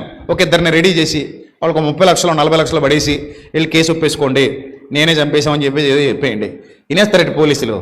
ఇటు మేము ఎంక్వైరీ చేయలేదు, మేము ఏం కష్టపడలేదు, మేము ఇంకా ఇన్వెస్టిగేషన్ మొదలెట్టలేదు. అప్పుడే ఇద్దరు వచ్చి ఏమంటున్నారు, అయ్యా మేమే చంపేశామయ్యా, అరెస్ట్ చేసండి అయ్యా అన్నారు. అప్పుడు వీళ్ళ తెంగురోళ్ళ అనుమానం వచ్చింది. వాళ్ళ స్టైల్లో వీళ్ళని తీసుకెళ్ళి 4 పీకితే దర్శనం కనబడింది. అతని పేరే దర్శన్. సో పేరు చెప్పేశారు. అయ్యా మాకు సంబంధం లేదు, ఆయన గురువుగారు ఇలా చంపేయమన్నారు, చంపేశాం. గట్టి కొడితే చచ్చిపోయాడు. ఇందుకు చచ్చిపోయినాడు కనామకుడు, ఎందుకు పనికిరానుడు, పిచ్చి హీరో అంటే. ఇప్పుడు పిచ్చి ఉన్న హీరో గారు ఏం చేశారు, ఇన్ని చంపేశారు. ఎక్కడైతే సిక్కెట్లు చింపాడో, ఎక్కడైతే సీటీలు ఎగరేసాడో, ఏ థియేటర్లో అయితే కాలర్లు చింపుకొని సొక్కాలు చింపుకొని రిలీజ్ రోజు బ్యానర్లు కట్టి పాలాభిషేకాలు చేశాడో, ఆ దేవుడే ఈ భక్తుడిని ఏం చేశాడు, చంపేశాడు. ఎందుకు చంపేశాడు, దేవుడికున్న మరో సెకండ్ ఖాతా కోసం చంపేశాడు. సరే అయిపోయింది. ఇప్పుడు మొత్తం తీసుకెళ్ళి లోపలేశారు. ఆ అమ్మాయిని, హీరోని. రేంజ్ అసలు అతని రేంజ్ చాలా గొప్పది. లోపలేశారు. ఇప్పుడు చెప్పండి, అతనికి ఈ వెండి ఉంటే ఎవడికి కావాలి, బంగారం ఉంటే ఎవడికి కావాలి, పేరు ప్రఖ్యాతులు ఉంటే ఎవడికి కావాలి, కోట్లు విలువ చేసే బంగ్లాలో, కారులో 10 మంది మేనేజర్లు, పనోళ్ళు, వీళ్ళు అందరూ ఉంటే ఎవడికి కావాలి, ఎక్కడికి వెళ్తే అక్కడ సెల్ఫీల కోసం ఎగబడిపోయే అభిమానులు ఉంటే ఎవడికి కావాలి, చప్పట్లు కొట్టే జనాలు ఉంటే ఎవడికి కావాలి, ఆయన కోసం కథలు రాసే డైరెక్టర్లు ఉంటే ఎవడికి కావాలి. ఆయనకు పరిపక్వత లేదు. ఇప్పుడు మీ అందరికీ అర్థం అవ్వాలి, వీటన్నిటికంటే కూడా గొప్పది మానసిక పరిపక్వత. మనస్సు మన అదుపులో ఉంటే ఆయన మించిన ధనవంతుడు లేడు. అర్థమైందా? అది అదుపులో లేదు కాబట్టి అంత గొప్ప రేంజ్కి వెళ్ళినోడు కూడా ఇప్పుడు జైలు కూడి తింటున్నాడు. ఎవరు సపోర్ట్ చేయట్లే కన్నడ ఇండస్ట్రీలో. ఏ పెద్ద హీరోలు, ఇతను పెద్ద హీరోయే, ఎవడు సపోర్ట్ చేయట్లా. సో కూడా అలా ఉంటుంది పరిస్థితి. మీరు ఎంత సంపాదించారు, ఎంత వెనకేసుకున్నారు, ఎంత గొప్ప స్థితిలో ఉన్నారు, అది కాదు ముఖ్యం. ఇక్కడ ఎంత మెయింటైన్ చేస్తున్నారు అనేది ముఖ్యం. ఇక్కడ ఎంత క్లారిటీగా ఉన్నారనేది ముఖ్యం. ఇక్కడ ఎంత వివేకం కలిగి ఉన్నారనేది ముఖ్యం. అందుకే వెండి సంపాదించుట కంటే, బంగారం సంపాదించుట కంటే, నా కుమారుడా జ్ఞానలాభము నొందుట మేలురా నాయన అన్నాడు సామెతల గ్రంథంలో. ఆ చదువుకున్నట్టు దర్శనం ఇంత పాడు పని చేసి జీవితాన్ని పాడు చేసుకున్నాడు కాదేమో. ఏ నొందుట మేలట, జ్ఞానలాభము నొందుట మేలు. జ్ఞానం విలువైంది. అందుకే నీ ఆస్తి అంతా ఇచ్చి ఏం సంపాదించుకోమంటాడు, జ్ఞానం సంపాదించుకో, సత్యమును కొని దాచుకో అన్నాడు. ఆ మాట చాలా ఇన్స్పిరేషనల్గా ఉంటుంది. సత్యమును కొని ఏం చేయాలట, దాచుకో, నీ దగ్గర పెట్టుకో. సత్యం అంత ఇంపార్టెంట్, సత్యం అంత గొప్పది, సత్యం అంత విలువైనది. సత్యాన్ని కొని దాచుకో, నీ దగ్గర పెట్టుకో అని చెప్పాడు. అది లేకపోవటం వల్ల నష్టపోయారు. ఈరోజు కూడా చాలామంది అది లేకపోవటం వల్ల ఏమవుతున్నారు, నష్టపోతున్నారు. సో ఇప్పుడు చెప్పండి, మనసు అనేది పరిపరి విధాల పోతుంది చాలామందికి, పరిపరి విధాల. అది కంట్రోల్లో ఉండదు, వీళ్ళకి కంట్రోల్లో ఉండదు. దాని మాట వీళ్ళు వింటారు, వీళ్ళ మాట అది వినదు. దాన్ని సరిదిద్దుకోలేని స్థితిలో ఉంటారు, అంతే నాశనం. అక్కడి నుంచి పిచ్చి పిచ్చి ఆలోచనలు వస్తూ ఉంటాయి, ఇంకా అలా నాశనానికి వెళ్ళిపోతారు. కాబట్టి చెప్పండి, అంతా ఇప్పటి వరకు జరిగింది ఏదైతే ఉందో అదంతా ఎవరి మంచి కోసం జరిగిందమ్మా? చెప్పండి, ఎందుకు జరిగింది ఇదంతా? మన మంచి కోసమే. చూడండి, పేతురు గారు రాసిన మొదటి పత్రిక 4వ అధ్యాయము 12వ వచనం.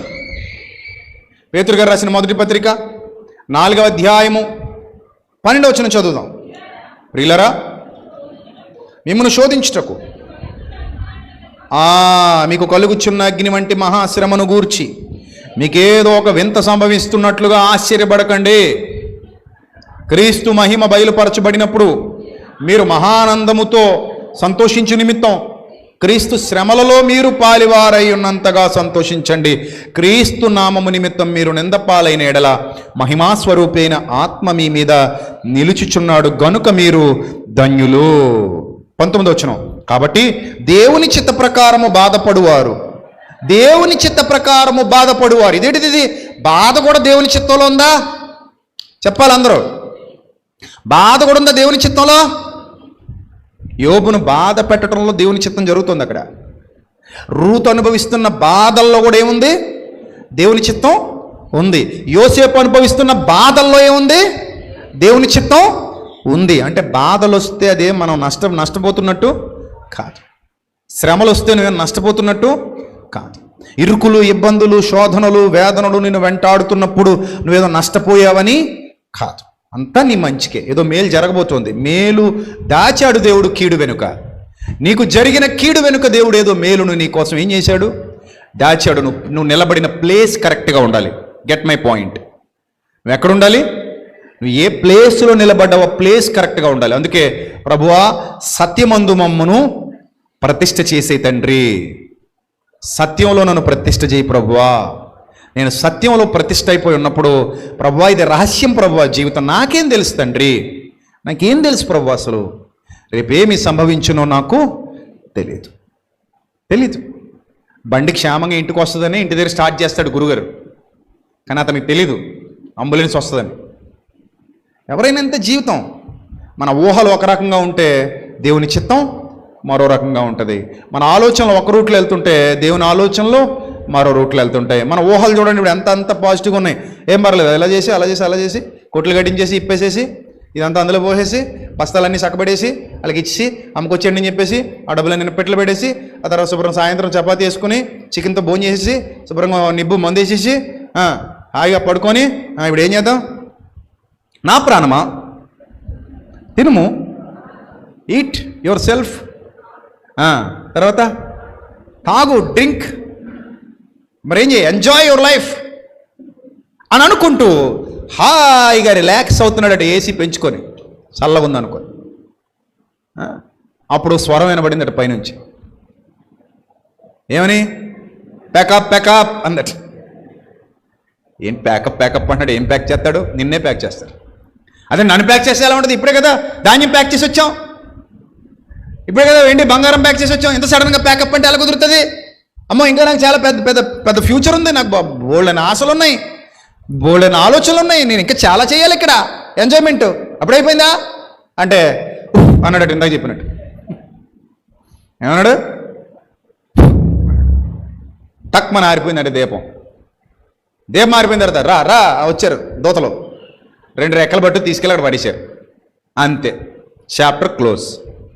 అందుకే నీ ఊహలకి జరిగే వాటికి సంబంధాలు ఉండవమ్మా, గుర్తుపెట్టుకో. ఊహలు చాలా ఉంటాయి. రెక్కలు కట్టుకుంటాం, మనం ఎక్కడికో పోతాం. అవసరం అయితే కళ్ళల మేడలు కడతాం, ఆకాశాన్ని అంటేస్తాయి మేడలు. బబేలు గోపురం కడదాం అన్నట్టు ఆకాశం అన్నట్టు గోపురము కట్టుకుని కాపురము చేయదాం అనుకున్నారట. గోపురం ఇక్కడ కాపురం ఇక్కడ అనుకున్నారట. దేవుడు అనుకున్నాడట కాపురం లేదు గోపురం లేదు ఆపరాని ఆయన అన్నాడట. మొత్తం ఆపించేసాడట. భాషలు కూడా తారుమారు చేసి మీ దిక్కున చోటు చెప్పుకోండి సార్ అన్నాడట. ఇంకేం చెప్పుకుంటారు వాళ్ళతోటి? వీళ్ళ భాష వాళ్ళకి అర్థం అవ్వట్లేదు, వాళ్ళ భాష వీళ్ళకి అర్థం అవ్వట్లేదు, దిక్కు లేకుండా పోయింది.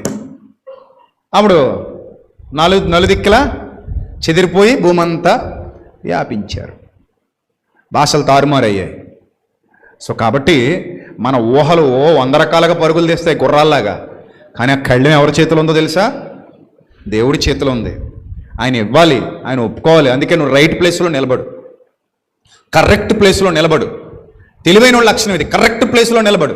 కరెక్ట్ ప్లేస్లో నిలబడ్డావు అనుకో, దేవుని ప్రేమించి వారి కొరకు కొరింథీయులకు రాసిన మొదటి పత్రిక 2:9, కొరింథీయులకు రాసిన మొదటి పత్రిక 2:9, ఇందును గూర్చి వ్రాయబడినదేమనగా దేవుడు తన్ను ప్రేమించి వారి కొరకు ఏవి సిద్ధపరిచెనో అవి కంటికి కనబడలేదు, చెవికి వినపడలేదు, మనుష్య హృదయానికి గోచరం కాలేదు. నిజమే, మనకేం తెలుసండి? What about tomorrow? You have any idea? No idea. అంత సస్పెన్స్, నో ఐడియా. మనకేం తెలుసండి? రేపు ఏమో. ఈరోజు ఉన్నాం, చర్చికి వచ్చాం, కూర్చున్నాం, అద్భుతమైన వాక్యం విన్నాం, హృదయంలో పెట్టుకున్నాం, అంతవరకే. దీన్ని ఫాలో అవుతున్నాం. ప్రభువా నువ్వు నడిపించు తండ్రి, నువ్వు నడిపించు. అడగండి అలాగ అందరూ తండ్రిని అడగండి. తండ్రి నేను రైట్ ప్లేస్లో నిలబడ్డాను, నేను విర్రవేగకుండా గోరోజనం, మన భాషలో గోరోజనం అంటారులేండి, ఆ గోరోజనం గర్వం నా బతుకులోనికి రాకుండా నన్ను తగ్గింపు స్వభావంతో ఉంచి నువ్వేది జరిగిస్తే అది ఒప్పుకునేలాగా. అప్పుడప్పుడు చూడండి పిల్లలు నాకు ఇదొద్దు అదొద్దని కంచాలు ఇసురుతుంటారు. అలటోళ్ళు తీసుకెళ్ళి రోడ్డు మీద కొవ్వూరు బిజ్జి కింద కూర్చోబెట్టేయాలి. 2 రోజులు ఇక్కడ ఇంటికి రారా అని ఆవిడనోడికి అప్పచెప్పేయాలి. ఇగో బాబు మా ఓడీడు కొంచెం కూరోజనం ఎక్కువైపోయింది, 2 రోజులు నీతో పెట్టుకుని నీకు ఎప్పుడు భోజనం దొరికితే అప్పుడే ఇడికి కూడా పెట్టానాలి. అప్పుడు అర్థమైపోద్ది అమ్మ విలువ నాన్న విలువ. గోరోజనం మొత్తం దిగిపోద్ది. ఎందుకు అక్కడ ఏముండదు అలా చూడాలి. గాల్లోకి చూడు ఆయన, అలా గాల్లోకి చూస్తూ ఉండు. వస్తుంది ఎప్పుడో వస్తుంది, ఎవడొకడు పుణ్యాత్ముడు ఒకడు వస్తాడు ప్యాకెట్ పట్టుకొని తినండి బాబు అని మన దగ్గర పడేసిపోతాడు. అప్పుడే మనకు అన్నం దొరుకుతుంది, తిందాం. ఏం కూర తెస్తాడండి, నాకు చిక్కుడుకాయ ఇష్టం ఉండదండి. ఏమి ఇష్టం ఉండదు? చిక్కుడుకాయ ఇష్టం ఉండదా? ఆడు చిక్కుడుకాయ తెస్తాడు. అప్పుడు 3 రోజులు మాడిపోయిన తర్వాత తింటావా తినవా చిక్కుడుకాయ? చిక్కుడుకాయ ఏంటండి, ఏ కాయ లేకుండా ఉత్తి తినేమన్నా 3 రోజుల తర్వాత ఈ ఉత్తి అన్నం తినేమన్నా నీళ్ళు వేసుకుని కలుపుకొని తినేస్తానండి. నాకు ఏదోటి పెట్టండి బాబు, కాలే కడుపుకు మండే బూడిద అంటాడు. బుద్ధి వచ్చేది అప్పుడు, గోరోజనం దిగిపోదు. అందుకే చాలామంది పొగరెక్కిపోయి ఉంటారు. అన్నీ ఉన్న కొవ్వు, అన్నీ ఉన్నాయని కొవ్వు, ఏమీ లేనోడు వైపు చూడరు కదా. అది పిల్లలకి అది నేర్పించాలి. అరే నాయన చూడు, అటు చూడు, వాళ్ళకి ఏమీ లేదు చూడు, నీకు 4 వేళ్ళు నోట్లో పోయేసరికి అన్నీ తెచ్చి పడేసరికి నువ్వు కొవ్వెక్కి కొట్టుకుంటున్నావు, అటు చూడరా నాయన అని పిల్లలకి చెప్తుండాలి. అప్పుడప్పుడు మనం ఏదో గోల్డెన్ స్పూన్తో పెంచేసాం అనుకోండి, ఆ తర్వాత మన నోట్లో ఇంత మట్టి కొట్టేసిపోతారు. కొన్ని సందర్భాల్లో ఎక్కడ ఇవ్వాలో, ఎక్కడ ఇవ్వకూడదో, ఎక్కడ ఆపాలో, ఎక్కడ తగ్గాలో మనకు కూడా తెలియాలి. ఆ పేరెంటింగ్ తెలియాలి. అన్నీ తెచ్చి కాళ్ళ దగ్గర పెట్టేస్తుంటే సరిగ్గా మొక్క పెరగదట. చూడండి, ఒక మొక్క నీళ్లు తక్కువ ఉన్నప్పుడే వేళ్ళు లోపలికి వెళ్తాయట. నీళ్లు బాగా పోసేస్తాం అనుకోండి పేకల దాకా, వేళ్ళు పైనే ఉంటాయి, గాలి వస్తే పడిపోద్ది చెట్టు. అది తట్టుకోలేదు. అది ఎందుకంటే చిన్నప్పటి నుంచి ఆటుపోట్లు ఎరుగుతూ పెరిగిన చెట్టు కాదది, అందుకు పడిపోద్ది. అదే కొంచెం కష్టాలు కన్నీళ్ళు తెలిసినాయి అనుకోండి పెరుగుతుంది. అందుకే పెద్దలు చెప్తారు, పిల్లలకి వేటాడి తెచ్చి పెట్టేయడం కాదురా నాయన, వేట ఎలా నేర్చుకోవాలో నేర్పించండి, వేటాడటం వాళ్ళకు కూడా నేర్పించండి. అప్పుడు కూడా జీవితంలో ఆ జీవితం అనే వేటలో వాళ్ళు కూడా గెలుపొందుతారు. మనం వేటాడి తెచ్చి పీకల దాకా పెట్టేసి ఇంత పొట్టలు వచ్చేలా మనం మేపేసామనుకో, రేపు పొద్దున అలా మన మీద ఎక్కి డ్యాన్స్ చేస్తారు. ఆ తర్వాత వాళ్ళ జీవితం నాశనం అయిపోద్ది, మన జీవితం నాశనం అయిపోద్ది. కాబట్టి ఎప్పుడు కూడా గర్వం అహంకారం ఇవి మన జీవితాల్లోకి వద్దు. ఏం సాధిస్తాను చెప్పండి? వాటి నేను ఒక 2 కేజీలు గర్వం నువ్వు లోపల పోసుకున్నాను అనుకోండి, 2 లీటర్ల గర్వం వేసుకున్నాను అనుకోండి, కాసేపు నాకైనా ఉపయోగం అది? నా లోపల ఉన్నదానికి నా జీవితానికైనా ఉపయోగమా? వద్దు. అది తీసేసి 2 లీటర్ల తగ్గింపు, 3 లీటర్ల విధేయత, ఏంటి 4 లీటర్ల సహనం, 5 లీటర్ల ఓర్పు లోపల పోసుకున్నాను అనుకోండి, ఇది ఆ 5 లీటర్లతో ఆగిపోతుంది. ఇంకో 10 లీటర్లు 15 లీటర్లు 30 లీటర్లు అయిపోతుంటుంది లోపల ఆత్మీయంగా. అదే నేను ఈ చెత్త పోసుకున్నాను అనుకోండి, లోపల ఆ చెత్త పెరిగిపోద్ది. లోపల ముందు 2 లీటర్ల గర్వమే పోసుకుంటాను, 20 లీటర్ల గర్వం అయిపోద్ది కాసేపటికి, కొన్నాళ్ళకి. ఇప్పుడు 2 లీటర్ల గర్వాన్ని భరించలేనప్పుడు 20 లీటర్ల గర్వాన్ని ఎలా భరిస్తాం? చుట్టూ ఉన్న వాళ్ళు కూడా భరించలేరు. అప్పుడు ఉన్న విలువ మొత్తం ఏమైపోద్ది? తగ్గిపోద్ది. అందుకే ఏం జరిగినా చెప్పండి, ఏం జరిగినా నా మంచికే. గట్టిగా చెప్పండి అందరూ నాతో పాటు, ఏం జరిగినా అంతా నా దేవుడు నా మంచికే జరిగిస్తున్నాడు. ఇది నిత్య సూత్రం. మీ బతుకుల్లో గుర్తుపెట్టుకోండి, మర్చిపోకండి. నిత్య సూత్రంగా గుర్తుపెట్టుకోండి. అంతా మీ మంచికే. చూడండి, అది సమస్తము సమకూడి జరుగుతుందట. దేవుడు తను ప్రేమించే వారి కొరకు. ఎవరిని ప్రేమించే వారి కొరకు? కొంచెం బాగా చదవండి. ఏమనుంది అక్కడ? కొరింథీయులకు రాసిన మొదటి పత్రిక 2:9 ఏమనుంది అంటే, దేవుడు ఎవరినైతే ఎక్కువగా ప్రేమిస్తున్నాడో వాళ్ళ కొరకు ఏముందట? అందుకే మిమ్మల్ని కొరడాది పెట్టి కొట్టాలంటాను. అక్కడ ఉందా అలాగని? దేవుడు ఎవరినైతే ఎక్కువగా ప్రేమిస్తున్నాడో వాళ్ళ కొరకను ఉందా? మరేమనుంది? మరే నేనేదో చెప్పుకుంటూ పోతుంటే గుడ్డెద్దుల్లాగా చదువుకుంటూ పోతే ఎలా కుదురుతుంది? అక్కడ అలా లేదని ఆగాలి కదా. అన్నయ్య మీరు తప్పు చదువుతున్నారని చెప్పాలి కదా. బెబ్బే పోవడమే, రై రై రై రై అంటాడు చూడండి. అది ఎటు తోలుతాడు? పోవడమేనేటి. ఇంకా ఆడలా లేదు. దేవుడు తాను ప్రేమించే వారి కొరకు కాదు, తానెవరినైతే ఎక్కువగా ప్రేమిస్తున్నాడో వాళ్ళ కోసం లేదు ఇక్కడ. మరేమనుంది? తనని ఎవరైతే ఎక్కువగా ప్రేమిస్తున్నారో వాళ్ళ కోసమని ఉంది. దానికి దీనికి చాలా తేడా ఉంది. తన్ను తాను, తన్ను తాను. మళ్ళీ ఈ తన్నులు ఇంకో తన్ను ఉందండి. తన్ను అంటే ఇది ఆ తన్ను కాదు, తనను అనే దాన్ని కొంచెం నొక్కాడంతే. మన తెలుగు భాషని రకరకాలుగా నొక్కొచ్చు, ఏదైనా చేయొచ్చు, టింకరింగ్ చేయొచ్చు దానికి కదా. తన్ను తర్వాత తనను. దేవుడు తనను ప్రేమించు వారి కొరకు ఏం సిద్ధపరిచాడో, ఎవరి కొరకు? ఆయనను ప్రేమించే వారి కొరకు. ఆయనను ప్రేమించే వారి కొరకు ఏమి సిద్ధపరిచాడో అవి కంటికి కనబడలేదట, చెవికి వినబడలేదట, మానవ హృదయానికే అర్థం కాలేదట. అంత ప్రేమిస్తున్నాడు దేవుడు మనల్ని కూడా. సిద్ధపరుస్తున్నాడంటే నువ్వు ప్రేమించేవారిని ఆయన కూడా ఏం చేస్తున్నాడు? ప్రేమిస్తున్నాడు. అతడు నన్ను ప్రేమించుచున్నాడు గనుక నేను అతనిని తప్పించేదను. అర్థమైందా?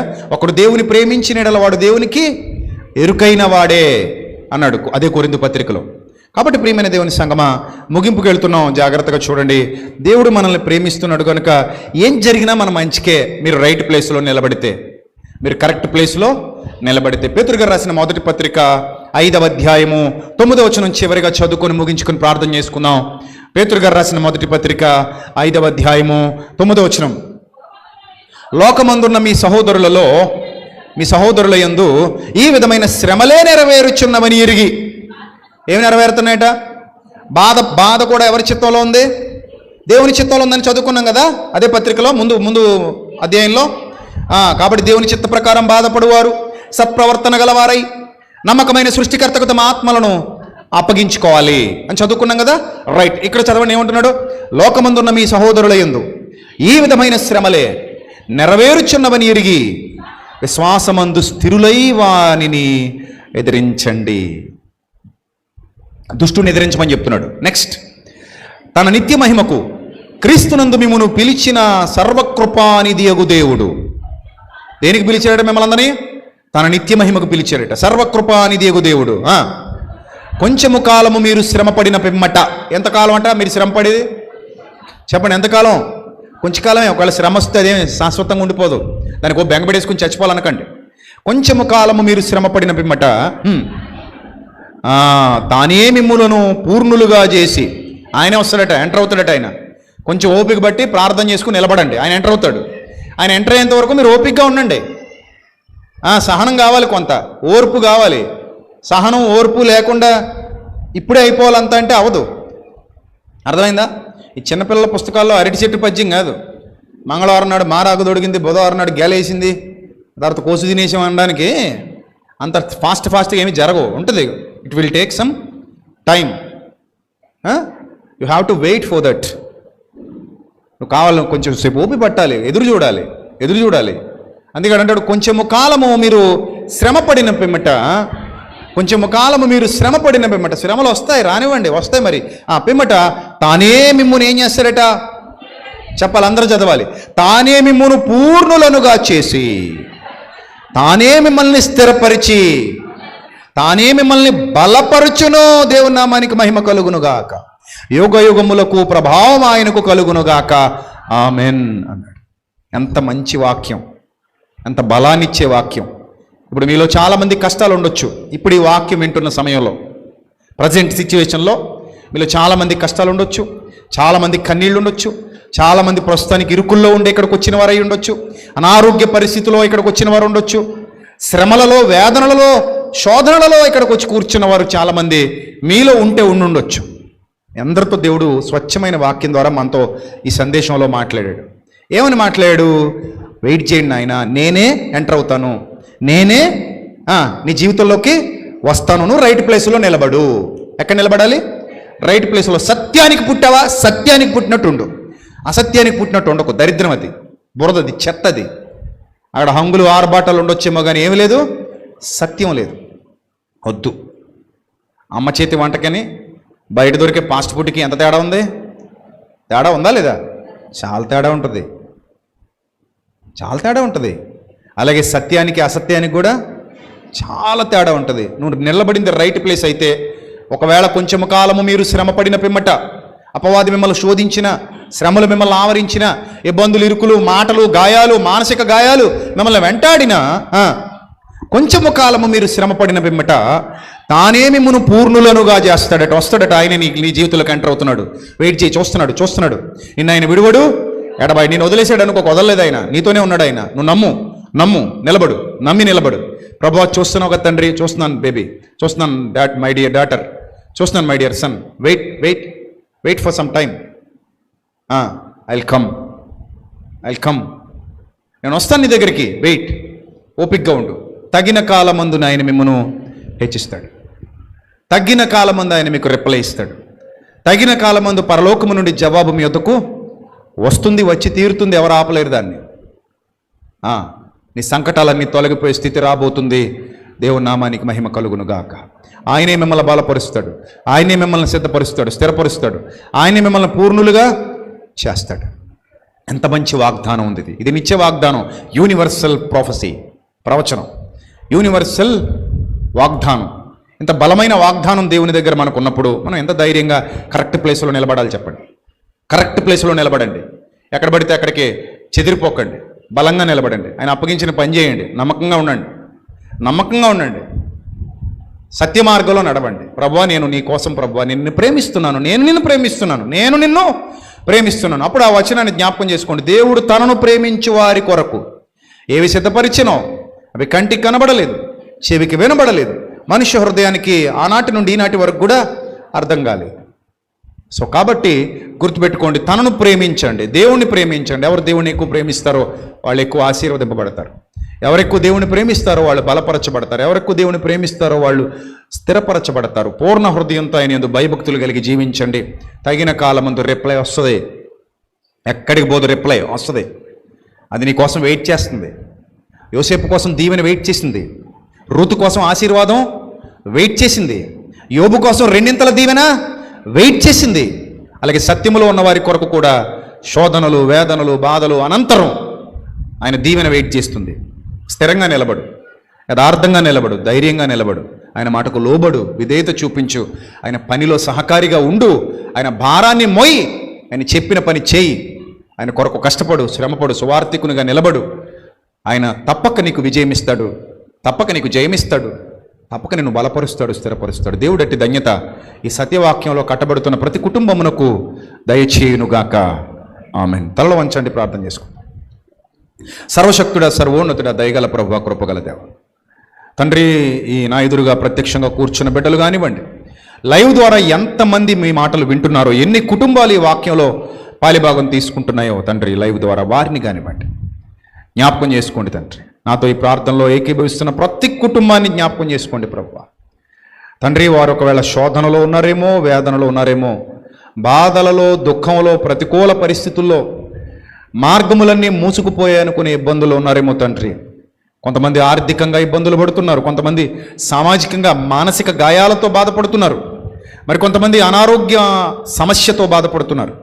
పలు విధాలైన శోధనలు మమ్మల్ని వెంటాడుతున్నప్పుడు మేము సత్యంలో ఉండగా తండ్రి, సత్యంలో ఉండగా కూడా ఇలాంటి స్థితిగతులు మాకు ఎదురవుతున్నప్పుడు, మేము సత్యమును అనుసరిస్తున్నప్పుడు కూడా ఇలాంటి స్థితిగతులు మాకు ఎదురవుతున్నప్పుడు, ప్రభువా మేము మీ యందు భయభక్తులు కలిగి జీవిస్తున్నప్పుడు కూడా, మీ పని యథార్థంగా చేస్తున్నప్పుడు కూడా, మీ సేవకు సహకారులుగా నిలబడినప్పుడు కూడా తండ్రి, సాతానుతో పోరాడుటకు తండ్రి మీ వాక్య ఖడ్గమును ధరించి ప్రవచించుటకు, ప్రకటించుటకు వెళ్ళుచున్న వారికి తోడుగా ఉండి పంపిస్తున్నప్పుడు కూడా తండ్రి, మీ యొక్క పరిస్థితుల్లో శోధనలు, వేదనలు, బాధలు వెంటాడుతున్న కుటుంబాలు మీరు చూస్తున్నారు తండ్రి.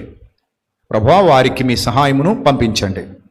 దయగల దేవా, ప్రతి ఒక్క హృదయాన్ని మీరు బలపరచండి, గాయపడిన హృదయాలను స్వస్థపరచండి, కట్టండి తండ్రి.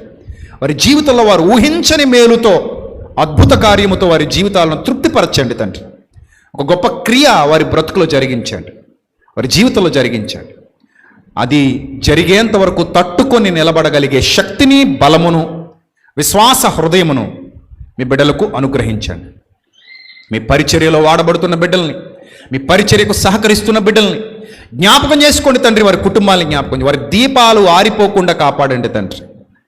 వారి ప్రయాణాల్లో తోడుగా ఉండండి, పనులలో తోడుగా ఉండండి, ఉద్యోగ వ్యాపారాల్లో, కుటుంబాల్లో తోడుగా ఉండండి. మీ సహాయమును వారి మీదకి పంపించండి. మొదట మీ రాజ్యాన్ని, మీ నీతిని వెతుకుతున్న క్రమంలో తండ్రి వారికి మీరు తోడుగా ఉండి తండ్రి వారి జీవితాలలో వెలుగులు నింపమని, సత్యవాక్య ప్రకాశము చేత వారి జీవితాల్లో వెలుగులు నింపమని తండ్రి, ప్రభువా, వారిని అలుముకున్న ప్రతి చీకటిని తొలగించి మానసిక సంతోషమును, మానసిక ఆనందమును, ముఖ్యంగా ధైర్యాన్ని వారి హృదయంలో పుట్టించండి తండ్రి. ఈ ప్రార్థన ఆలకించు దేవుడవు. సంఘమంతయు కలిసి ప్రార్థిస్తున్నాం తండ్రి.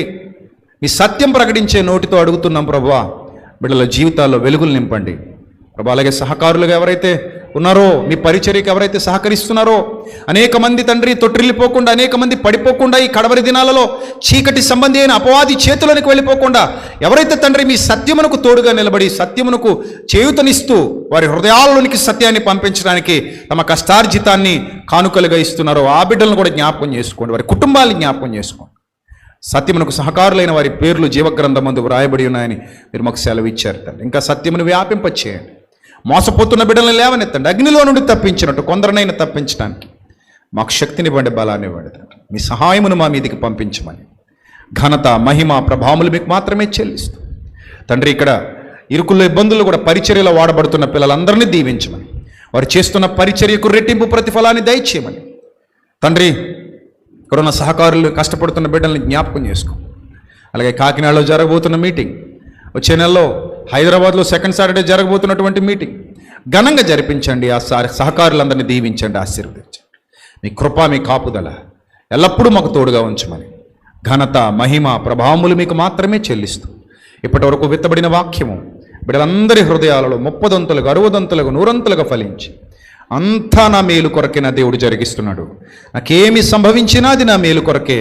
నేనున్న ఏ స్థితి అయినా నా దేవుడు నాకు మేలు చేయవాడు, ఆయన నన్ను విడువడు ఎడవాయుడనే మాటతో మీ బిడ్డల హృదయాలు బలపరచబడుటకు సహాయము దయచేయమని యేసుక్రీస్తు ప్రభు వారి దివ్యనామములో ఈ ప్రార్థన మనవులు సమర్పించి పరలోకము నుండి మీ యొద్ద నుండి జవాబు శీఘ్రముగా పొందుకొనుచున్న మా కన్న తండ్రి, ఆమేన్.